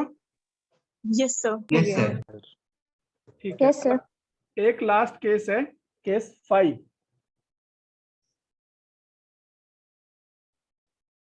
केस 5 ये है D orbital resonance.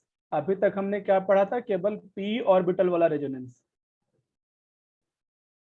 D orbital का भी रेजोनेंस पॉसिबल है, और ये जनरली कब होता है, when atom has vacant d orbital। For example ये आपका CH2 माइनस है, ये रहा Cl, तो Cl के पास क्या है, vacant d orbital, because Cl कौन से पीरियड में बिलोंग करता है, अपना Cl है period number Third. Third period का। इस कारण इसके पास एक्स्ट्रा वेकेंट डी ऑर्बिटल है, और जब एक्स्ट्रा वेकेंट डी ऑर्बिटल है तो क्या हो जाएगा हमारे पास, CH2 Cl प्लस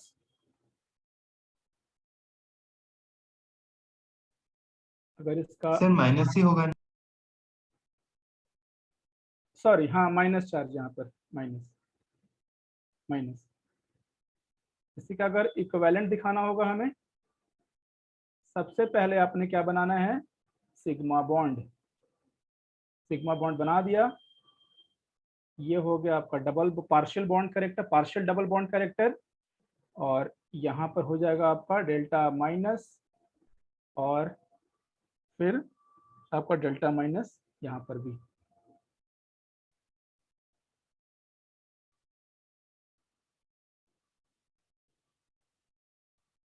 अच्छा सेम क्वेश्चन अगर ये रहता CH2 माइनस F, इसमें भी पॉसिबल है क्या D orbital resonance? No sir, No, D sir. Orbital is not low level. यहाँ पर पॉसिबल नहीं है, because F do not have vacant D orbital. Sir एक सवाल है, हाँ ये CH2 जो है वो उस पे पॉजिटिव नहीं आएगा?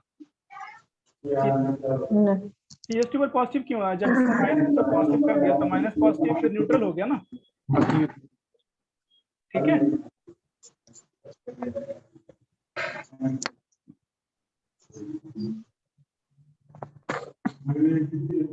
तो ये आपका बेसिकली 5 केस हो गया। इनका माइक ऑन है, प्लीज आप माइक ऑफ कर लो।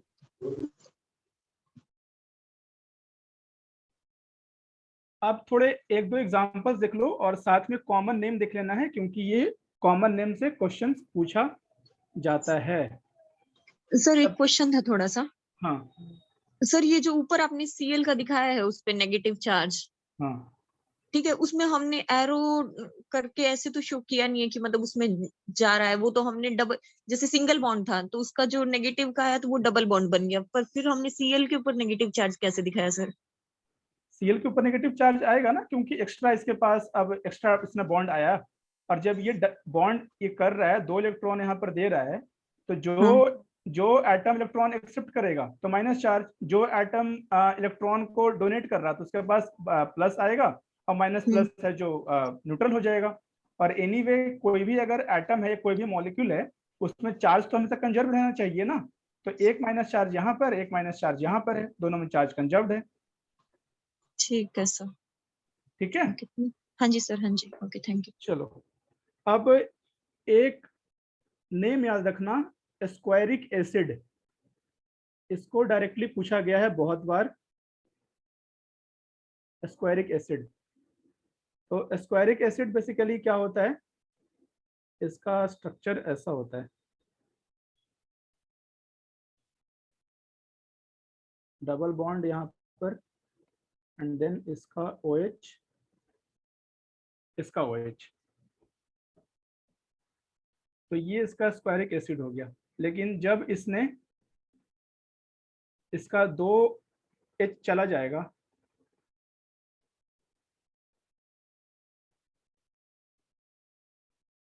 इसका एसिड का एक H ये चला गया, एक H ये चला गया, तो ये बन जाता है -2H प्लस चला गया, तो ये बन गया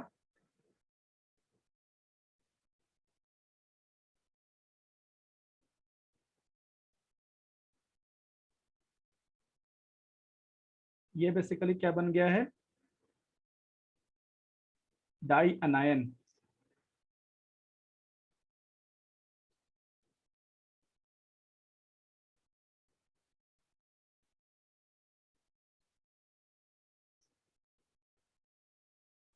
लेकिन जैसा मैंने पहले बताया, जब भी आप शो करोगे तो जितने इसके पॉसिबल रेजोनेटिंग स्ट्रक्चर्स हैं, आपको सबके सब आपको शो करने होंगे।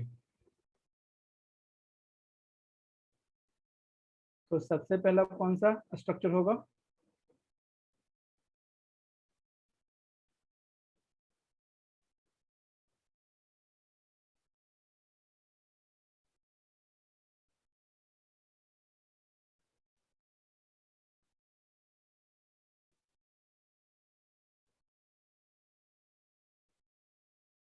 ये हो गया।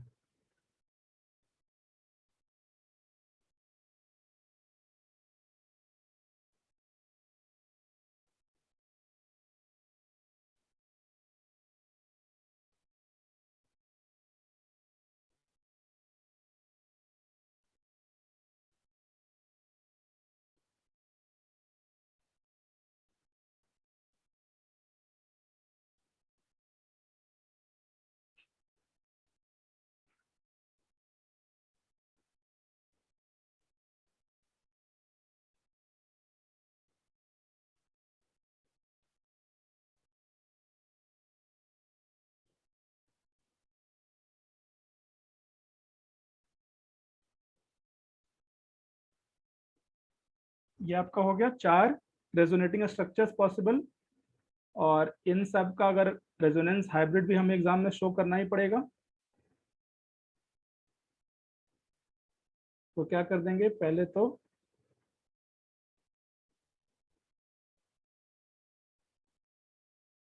सबके ऊपर है double bond character,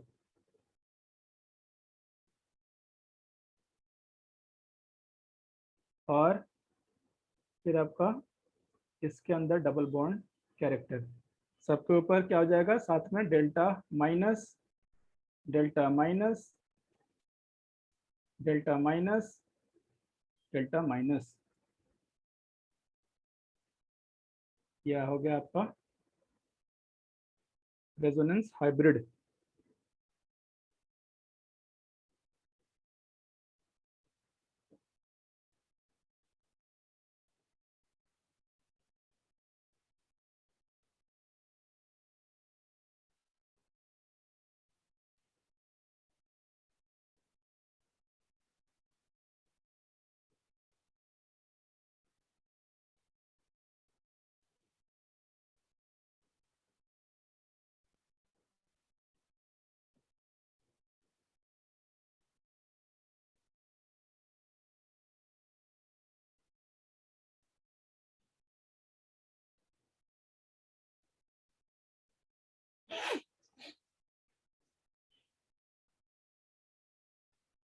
Last topic for the day.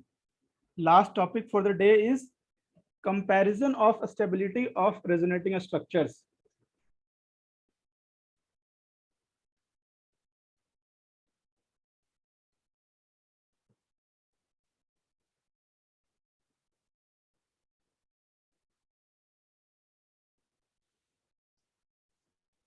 Comparison of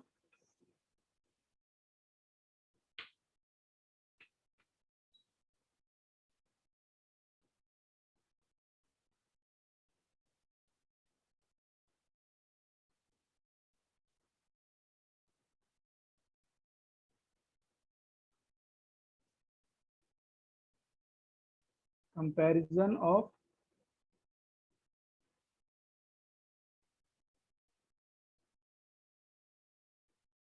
stability of resonating structures. क्योंकि जैसे मैंने पहले बताया कि जरूरी नहीं है कि जितने सारे रेजोनेटिंग स्ट्रक्चर्स हैं सबका सब इक्वल ही स्टेबिलिटी हो। और ये क्यों, ये कैसे पॉसिबल है? ये पॉसिबल जैसे ऐसे है कि अभी अभी मैंने एग्जांपल दिया कि ये CS2 माइनस है और ये आपका Cl है। इसका दूसरा जो रेजोनेटिंग स्ट्रक्चर होगा वो कैसे बनने वाला है? CH2 डबल बॉन्ड और ये आपका Cl का माइनस। अब यहाँ पर ये दोनों इक्वल नहीं है, जबकि इसके पहले जो भी हमने पढ़ा था, फॉर एग्जांपल कि ये आपका कार्बोक्सिलेट आनायन का है। इस केस में क्या था कि इक्वल था दोनों का दोनों रेजोनेटिंग स्ट्रक्चर, इस कारण दोनों का कंट्रीब्यूशन भी इक्वल होगा, दोनों का स्टेबिलिटी इक्वल होगा। लेकिन यहाँ पर क्या है, इन दोनों में नॉन इक्वल है। तो अब पॉइंट ये आता है कि नॉन इक्वल है, तो यहाँ पर तो हमने क्या किया था, जब हमने हाइब्रिड बनाया था बेसिकली, तब क्या किया था, ये हमने ये किया और यहाँ पर डबल बॉन्ड करेक्टर बना करके और यहाँ पर दे दिया इसको -1/2 चार्ज और इसको दे दिया -1/2 चार्ज। लेकिन यहाँ पर इस केस में क्वेश्चन ये जनरेट होता है कि जब हम इसका हाइब्रिड बनाएंगे, फॉर एग्जांपल ये अगर हमने इसका हाइब्रिड बनाया है कि CH2Cl के डबल बॉन्ड, तो ये यहाँ पर जब हमने डेल्टा माइनस दिया तो डेल्टा माइनस का वैल्यू क्या है, इन दोनों का, इन दोनों का वैल्यू इक्वल होगा क्या? इस तरीके के जहां पर -1/2 है, यहाँ पर इक्वल नहीं होगा क्योंकि ये दोनों ऑलरेडी नॉन इक्वल हैं। तो अब पॉइंट ये आता है कि ज्यादा कंट्रीब्यूशन किसका होगा? कंट्रीब्यूशन का मतलब ये हुआ कि जैसे इस केस में क्या था कि जो कंट्रीब्यूशन ये वाला रेजोनेटिंग स्ट्रक्चर फर्स्ट का था, सिमिलरली सेकंड का भी कंट्रीब्यूशन दोनों का इक्वल था इस वाले स्ट्रक्चर में। लेकिन इस केस में क्या होगा, इन दोनों का कंट्रीब्यूशन इसमें नॉन इक्वल होगा। तो पॉइंट ये आता है किसका कंट्रीब्यूशन ज्यादा होगा, इसका या फिर इसका। इसीलिए हम पढ़ते हैं comparison of stability of resonating structure, ताकि हम अलग अलग कैनोनिकल स्ट्रक्चर या फिर अलग अलग रेजोनेटिंग स्ट्रक्चर का कंट्रीब्यूशन क्या होगा ये जान पाएं। तो सबसे पहले यहाँ पर आप एक नोट लिख लीजिए कि all resonating structures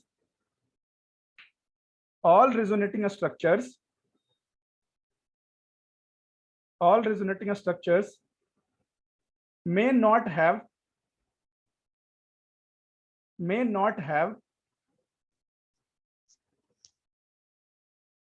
have equal contribution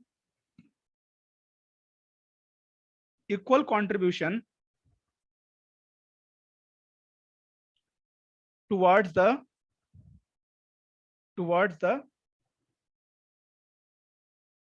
resonating hybrid.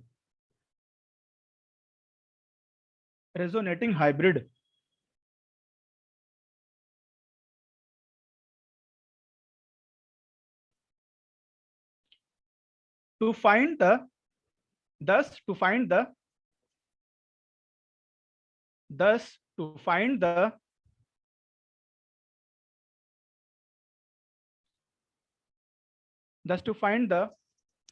contribution by different resonating structures, different resonating structures, different resonating structures. We compare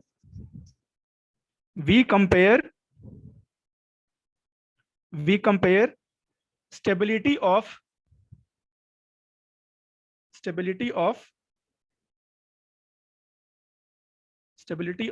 different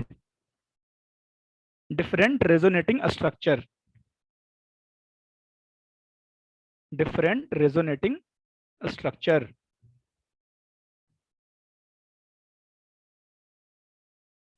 अब यहां पर आप दो एग्जांपल लिख लो कि इसका, ये यहाँ पर एग्जांपल है जहां पर दोनों कंट्रीब्यूशन इक्वल है, RS1 का भी और RS2 का भी, ये आपका हाइब्रिड में।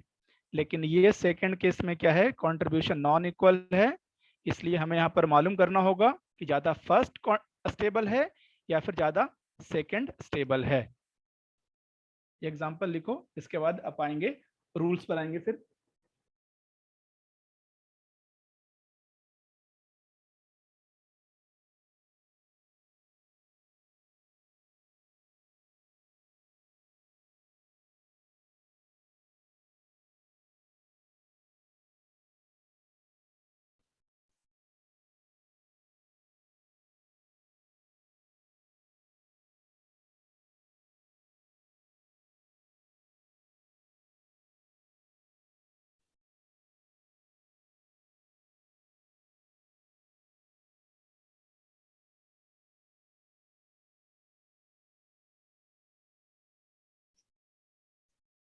हो गया सबका, आगे बढ़े? Yes sir. सर ठीक है, तो अब फर्स्ट रूल, रूल नंबर 1,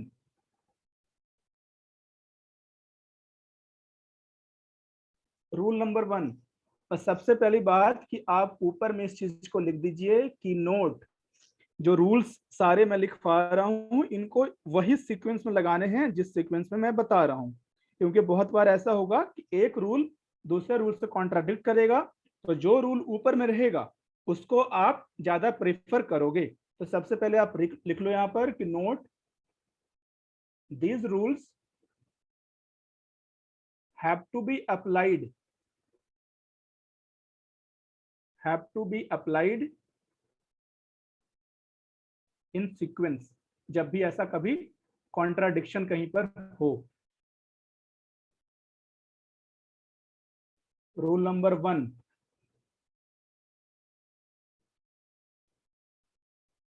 कि resonating structure having highest number of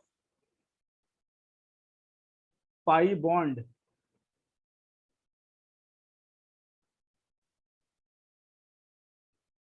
is more stable.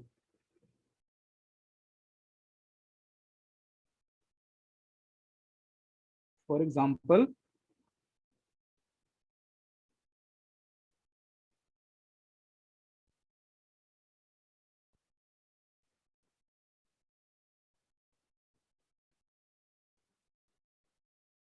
इसमें ये ज्यादा स्टेबल होगा बिकॉज 2 पाई बॉन्ड है, यहाँ पर केवल 1 पाई बॉन्ड है।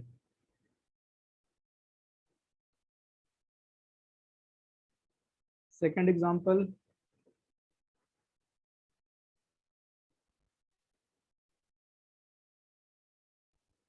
सेकंड रेजोनेटिंग स्ट्रक्चर कैसे बनेगा?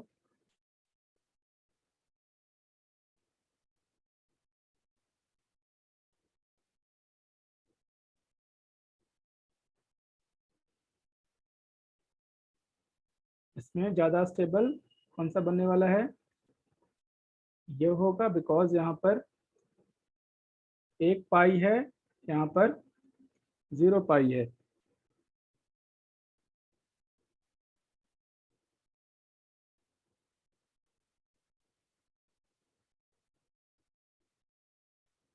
Example 3, excuse me sir. हाँ हेलो सर। हाँ सर यहाँ पे ऑक्सीजन पे पॉजिटिव चार्ज आ रहा है और इस वाले हम्म ऑक्सीजन पे कोई चार्ज नहीं आ रहा है, तो फिर ये स्टेबिलिटी वाइज थोड़ा सा कम होना चाहिए ना। नहीं, यही मैं बताने वाला हूँ आगे में, कि आगे में हमारे पास एक रूल और आने वाला है कि जो एटम ज्यादा इलेक्ट्रोनेगेटिव होता है वहां पर माइनस चार्ज आना चाहिए, और जो एटम कम इलेक्ट्रोनेगेटिव रहता है वहां पर प्लस चार्ज आना चाहिए। तो उस एंगल से देखें तो हमारा जो ये फर्स्ट है ये ज्यादा स्टेबल होना चाहिए उस रूल से, लेकिन वो रूल क्योंकि बाद में आने वाला है, इस कारण मैंने स्टार्ट में लिखवाया ये सारे ओके रूल्स सर, को ओके आपने सर। सीक्वेंस में लगाना है, ठीक है। जब भी कॉन्ट्राडिक्शन हो, सिंपल रूल्स को आप सीक्वेंस में याद रखो, सीक्वेंस में लगाना है, as simple as that. Clear. Example 3, ये एग्जाम्पल भी आप ये जो इंटरमीडिएट है ये बहुत बार आप आगे जाकर देखेंगे फ्रीडल क्राफ्ट रिएक्शन में, इसलिए आपको अभी से ये हल्का हल्का जो इंट्रोडक्टरी टर्म्स हैं जो आगे आगे सब सारे पढ़ने वाले, उसको हल्का हल्का इंट्रोडक्शन में अभी से ही देता चलूंगा कि कौन सा कहाँ पर आने वाला है जो। तो ये फ्रीडल क्राफ्ट रिएक्शन में काफी बार आने वाला है ये। इसका जो सेकंड रेजोनेटिंग स्ट्रक्चर बनेगा वो कैसे बनेगा?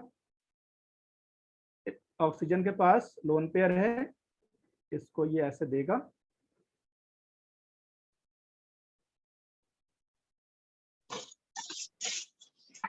फिर से यहाँ पर क्या हुआ, केवल एक पाई बॉन्ड है, यहाँ पर क्या है आपके पास 2 पाई बॉन्ड है, इस कारण ये ज्यादा स्टेबल होगा।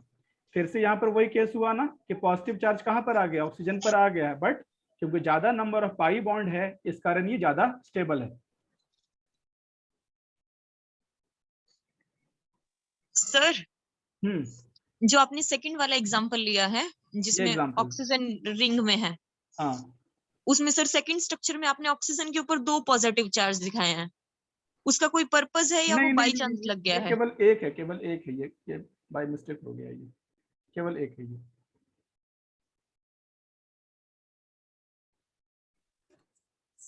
Sir, sir, the another thing, the reason for this rule is the completion of the octet. That's why the more the number of atoms having complete octet, so more will be the stability. So this rule can be explained on the basis of completion of highest number of octet of atoms. हाँ exactly, basically that is basically kind of paraphrasing for the same thing, कि ज्यादा number of pi bond होगा तो pi bond basically बनेगा क्या, जब octet जब पूरा रहेगा तो, है ना। जैसे यहाँ पर ये वाले एटम के Yes, लिए sir. ऑक्टेट इसका पूरा नहीं है, तो that is Yes, sir. Basically kind of another way of saying the same thing कि more number of atom should be having the octet complete, the more it will be stable. So you Yes. can also paraphrase in terms of this thing also. So in fact he has pointed out very nice thing. What is your name? I think I saw in some screen. ठीक है, Sir, Lakhvinder. ठीक है, so you can note it down here itself. हाँ, see basically that is the purpose of whole this class, कि one person can contribute to the learning of another person. So this time I also got to learn something new here. So saying the same way, you can also write here same thing, that more number of atom having octet complete, more number of having octet complete, more stable it is. More stable it is.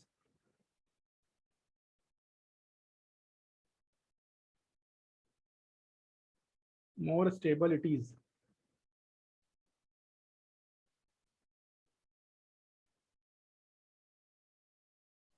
Excuse me sir, sir जैसे आपने third reaction लिया है इसमें जो conjugate बन रहा है third वाले क्वेश्चन में, उसमें सी के ऊपर पॉजिटिव चार्ज है, उसकी ऑक्टेट कंप्लीट नहीं है, उसका जो रेजोनेंट पेयर बन रहा है, स्ट्रक्चर बन रहा है, ओ के ऊपर पॉजिटिव चार्ज है, उसका भी ऑक्टेट कंप्लीट नहीं है, दोनों के ऑक्टेट कंप्लीट नहीं है, but the second structure is more stable because number of pi bonds, तो ये तो बैठेगा नहीं ना। नहीं, इसका ऑक्टेट कंप्लीट कैसे नहीं है, यहाँ पर No, इसका just दो counting. लोन पेयर है ना इसके पास, इसका जो 2 लोन पेयर थे यहाँ पर केवल एक लोन पेयर ने पार्टिसिपेट किया ना यहाँ पर, ओके ओके फाइन। ठीक है। रूल नंबर 3, इस स्लाइड को आगे बढ़ाऊं मैं?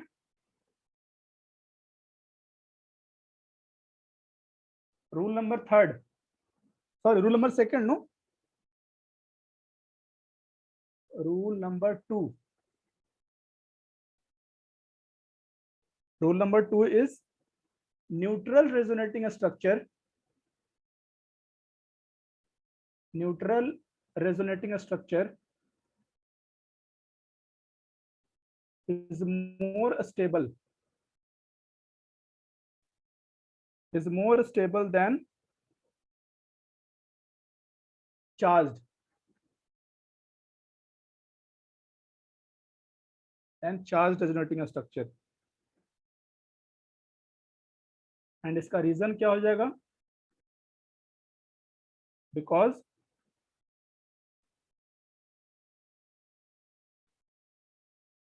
charge separation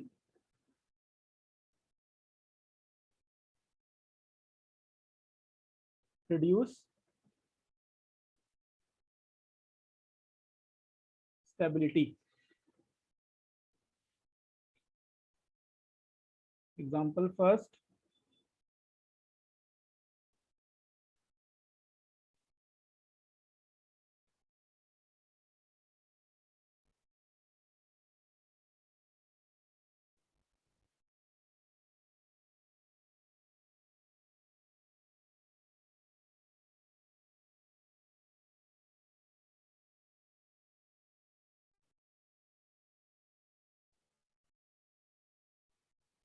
दोनों केस में नंबर ऑफ पाई बॉन्ड तो सेम है,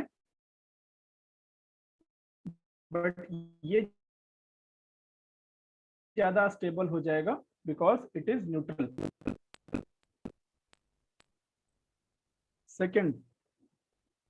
सेकंड ये पर्टिकुलरली जैसे मैंने फेनॉल का काफी करवाया था अभी, कि फेनॉल का केस में क्या हो जाएगा.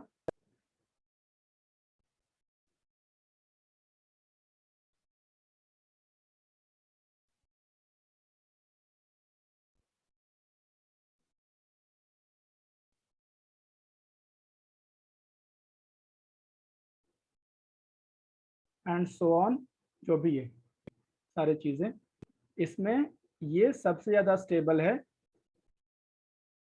बिकॉज न्यूट्रल, जबकि ये सारे क्या हैं, चार्ज होंगे सारे के सारे.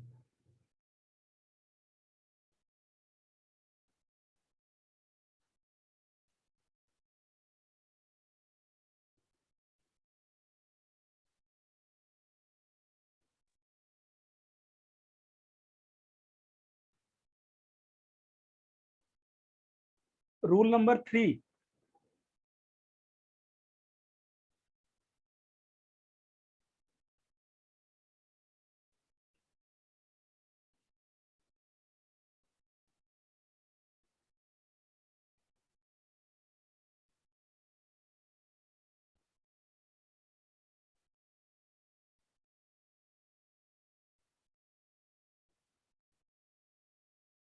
Rule number 3,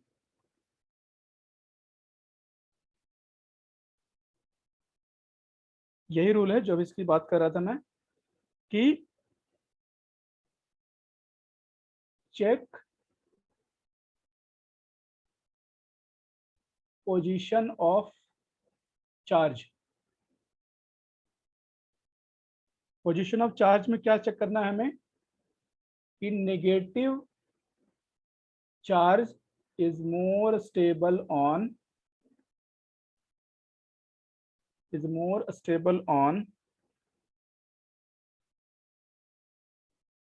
more electronegative atom,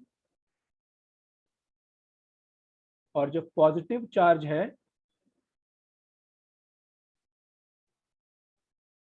less electronegative atom पे ये ज्यादा स्टेबल रहेगा जिस किसी एटम में रहेगा.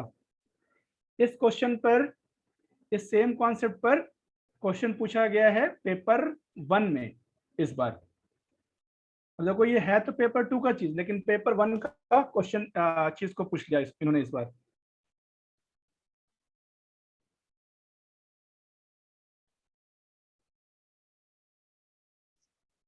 और वो क्वेश्चन क्या था, एक बार मैं क्वेश्चन निकाल लेता हूँ।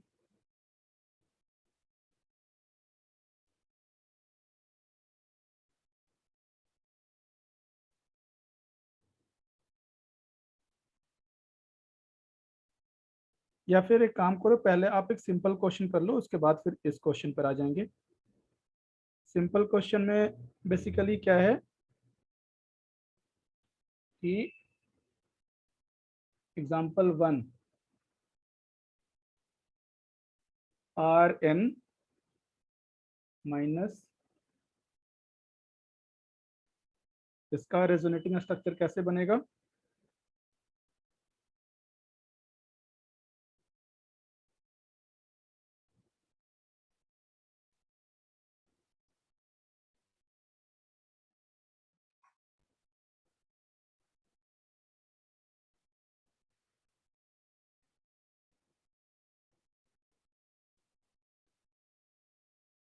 ये तो इसका न्यूट्रल स्ट्रक्चर बन गया, ठीक है।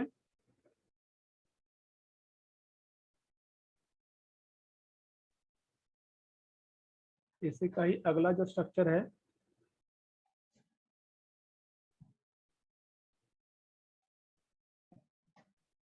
और ये आपका हो जाएगा प्लस चार्ज। अब यहाँ पर क्या है कि नाइट्रोजन है जो माइनस चार्ज, माइनस यहाँ पर है, माइनस है नाइट्रोजन पर है, ऑक्सीजन है पॉजिटिव यहाँ पर। इस केस में क्या है कि नाइट्रोजन पर प्लस है और यहाँ पर ऑक्सीजन पर माइनस है।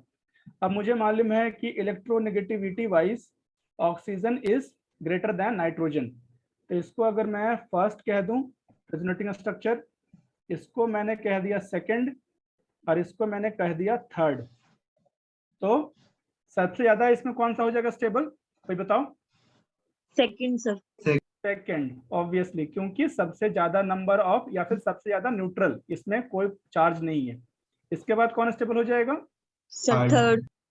थर्ड, बिकॉज ऑक्सीजन पर नेगेटिव चार्ज है and oxygen is more electronegative, and then इसके बाद हो जाएगा फर्स्ट। तो ये अपना ऑर्डर हो जाएगा इसका। अब क्वेश्चन 2022 का क्वेश्चन है, इसी साल का क्वेश्चन है। ये क्वेश्चन है, पेपर कहाँ गया? हाँ,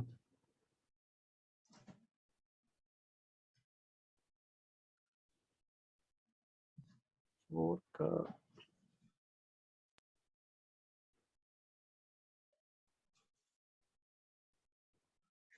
अरे वो क्वेश्चन कहाँ गया? आप लोगों ने क्वेश्चन देखा होगा ना, एक क्वेश्चन आया था SCN माइनस OCN माइनस करके। हाँ, ये रहा। इस पर ये क्वेश्चन है कि आपने कंपेयर करना है स्टेबिलिटी, कंपेयर नहीं करना, बेसिकली हमें केवल ये फाइंड आउट करना है कि सबसे ज्यादा इसमें लीस्ट स्टेबल कौन है। अब ये लीस्ट स्टेबल कौन हो जाएगा? साफ साफ हमें दिख रहा है कि यहाँ पर नाइट्रोजन पर यहाँ पर नेगेटिव चार्ज है, यहाँ पर भी नाइट्रोजन पर नेगेटिव चार्ज है, और any day nitrogen is more electronegative than carbon. अगर किसी को इलेक्ट्रोनेगेटिविटी अगर ऑर्डर याद नहीं होगा तो आप इस ऑर्डर में याद कर लेना।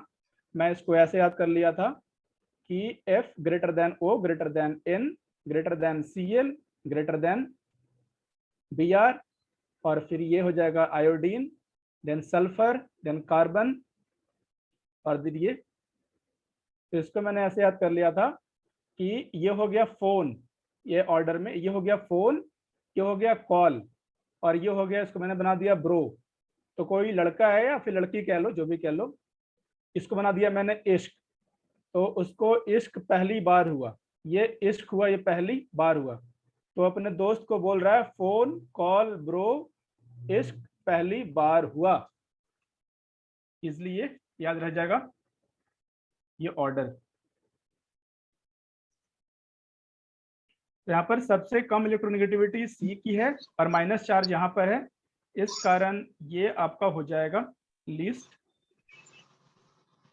स्टेबल। सर हाँ, ये जो आपने अभी स्टेबिलिटी इसका इलेक्ट्रोनेगेटिविटी ऑर्डर बताया है, हाँ, जो आयोडीन का है वो Br के बाद बताया, वो लाइन कंटिन्यू है?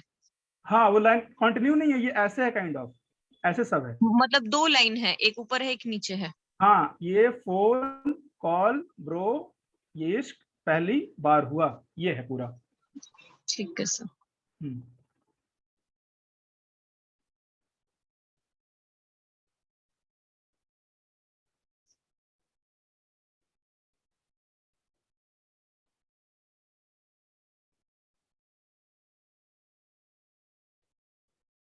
वैसे आप लोग का भी अब तक फ्यूज उड़ चुका होगा मेरे ख्याल से, लगातार 4 घंटे क्लास में।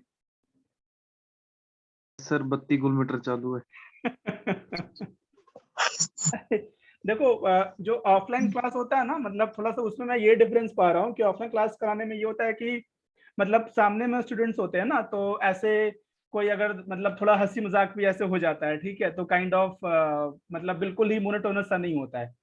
लेकिन ऑनलाइन क्लास में थोड़ा सा मोनोटोनस हो जाता है। बट स्टिल यार, मतलब कि मतलब अब बच्चे तो नहीं है ना क्लास 11 12 के कि ठीक है टाइम, वैसे थोड़ा सा टाइम भी तो कटता है ना उसमें। सर हाँ, अब एक एग्जांपल और कर लेते हैं, इसके बाद फिर आज के लिए खत्म कर लेते हैं। फिर एक अच्छा सा एग्जांपल, सर इस हाँ एक क्वेश्चन में अच्छा हम क्या, हाइब्रिड हमने ड्रॉ तो नहीं करने होंगे इसमें, ये हाँ जो है। नहीं, अगर 10 नंबर का है थोड़ा सा ड्रॉ करना पड़ेगा। ठीक है।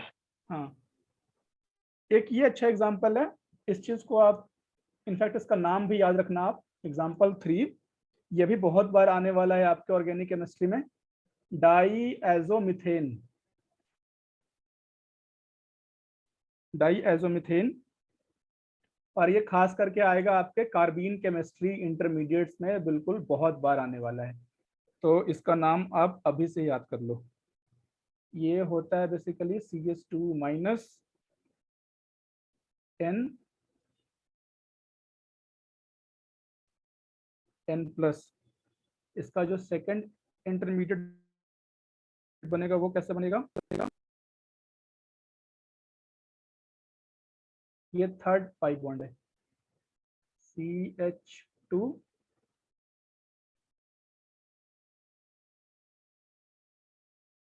प्लस ये माइनस, इसको अगर मैंने A बोल दिया है, इसको अगर B बोल दिया है, तो B greater than A, because यहाँ पर N पर माइनस चार्ज है, यहाँ पर ये कार्बन पे माइनस चार्ज है। एक कंपाउंड आप और याद रखो, जो कि ये भी काफी बार आने वाला है, आपका बिट्टा नैप्थोल टेस्ट में आने वाला है, ये बिट्टा नैप्थोल, और इसका स्ट्रक्चर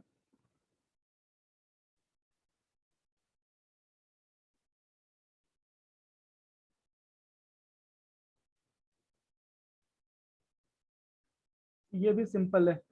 अगर यहाँ से आपने ड्रॉ करना, स्ट्रक्चर ड्रॉ किया,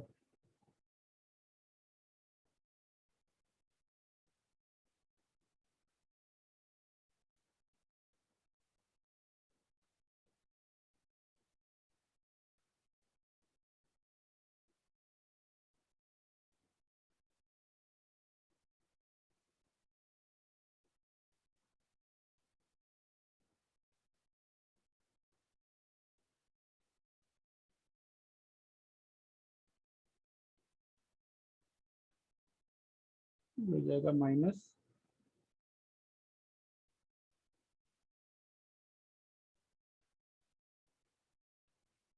OH।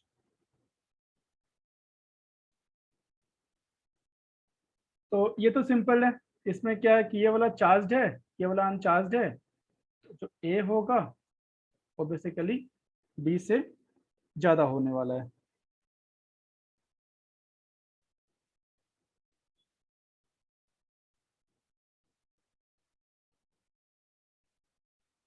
ऐसे इसको चाहो तो आप थोड़ा सा और भी एक्सटेंड कर सकते हो, जो कि थर्ड इसका रेजोनेटिंग फॉर्म क्या बनेगा, इसको यहाँ चला गया, ये यहाँ चला गया, और ये यहाँ चला गया, तो एक माइनस चार्ज यहाँ पर आ जाएगा।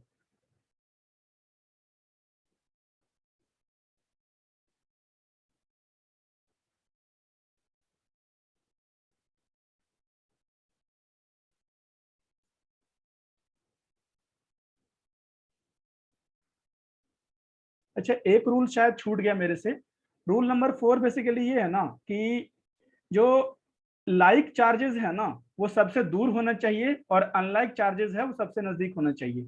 अब बेसिकली क्योंकि ये C फॉर्म यहाँ पर है, C रेजोनेटिंग स्ट्रक्चर, तो यहाँ पर माइनस प्लस यहाँ पर नजदीक नजदीक में है, जबकि यहाँ पर माइनस प्लस क्या है, बिल्कुल दूर दूर में है, ठीक है।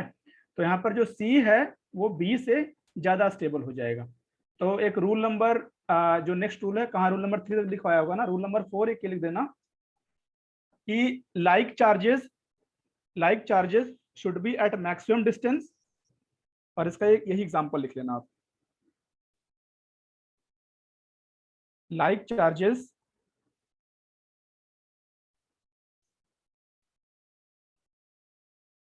should be at maximum distance,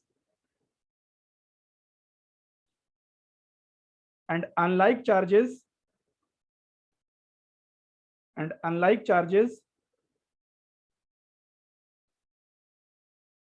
should be at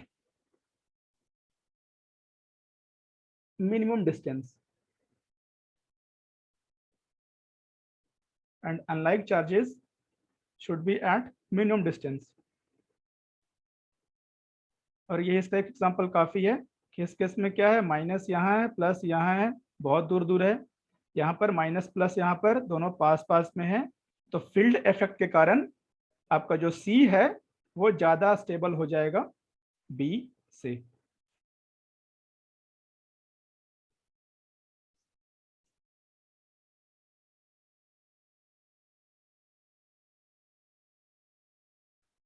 सबका हो गया यहाँ तक? जी ठीक है, तो अगले क्लास में आप बेसिकली हम लोग मेसोमेरिक इफेक्ट पे चले जाएंगे कि मेसोमेरिक इफेक्ट जो दो टाइप का होता है, प्लस एम और माइनस एम, और उसके बाद हाइपर कॉन्जुगेशन, और उसके बाद का तो फिर काफी आसान है। तो 3-4 क्लास लगेगा एट मैक्सिमम जीओसी में, और काफी एग्जांपल्स के साथ हम लोग ये चैप्टर्स को पूरा कर लेंगे इतने क्लासेस में। तो होपफुली आज का क्लास काफी फ्रूटफुल रहा होगा। और एक सजेशन मैं दूंगा कि जब भी आप मतलब अगला क्लास जब भी आप करने आओ तो एक बार ही तो नोट्स थोड़ा सा एक बार पलट लेना चाहिए, क्योंकि फिर ऐसे क्योंकि भूल जाते हैं, मतलब 24 घंटा is more than enough to unlearn anything. तो it is better to have just one sight over the notes, whatever you have made, so that is enough. Thank you sir. Sir, any supplementary? I will give some supplementary questions अगर आपको जरूरत हो तो, लेकिन मुझे नहीं लगता कि ऐसा कुछ सप्लीमेंट्री क्वेश्चन की जरूरत है, क्योंकि ये तो मतलब एग्जैक्ट सिलेबस का पार्ट नहीं है ना, ये तो हम लोग इस कारण पढ़ रहे हैं सो दैट जो मेन ऑर्गेनिक केमिस्ट्री है वो समझ में आए हम लोगों को। तो क्वेश्चन तो बहुत सारे हैं, उसका कोई इशू नहीं है, बट आई फील कि we are doing enough number of examples in the class itself. अगर इसके बाद भी फील होता है कि नहीं कुछ क्वेश्चंस और करने हैं तो फिर मैं वो प्रोवाइड करा दूंगा उसको और एक्स्ट्रा। सर, हाँ, जो आप 2022 वाला क्वेश्चन बता रहे थे वो एक बार दोबारा स्लाइड निकालना, मैंने बीच में ही बोल दिया था आपको। ये रहा। हाँ जी, ये तो इसमें सर ये लिस्ट स्टेबल आपने बीच वाला बताया, तो सर सेकंड नंबर पे कौन सा स्टेबल, मतलब फर्स्ट पे सबसे स्टेबल कौन होगा? फर्स्ट पे ये स्टेबल थोड़ा सा ये मुश्किल है, क्योंकि ये एग्जैक्टली मैंने भी ज्यादा इस पर रिसर्च नहीं किया था, और क्वेश्चन इनफैक्ट क्वेश्चन में भी ना केवल यही पूछा गया था कि which is the most stable. उन्होंने ये ऑर्डर भी बताने को नहीं बोला उन्होंने कि कौन सा मोर स्टेबल होगा, कौन सा ज्यादा स्टेबल होगा इनफैक्ट।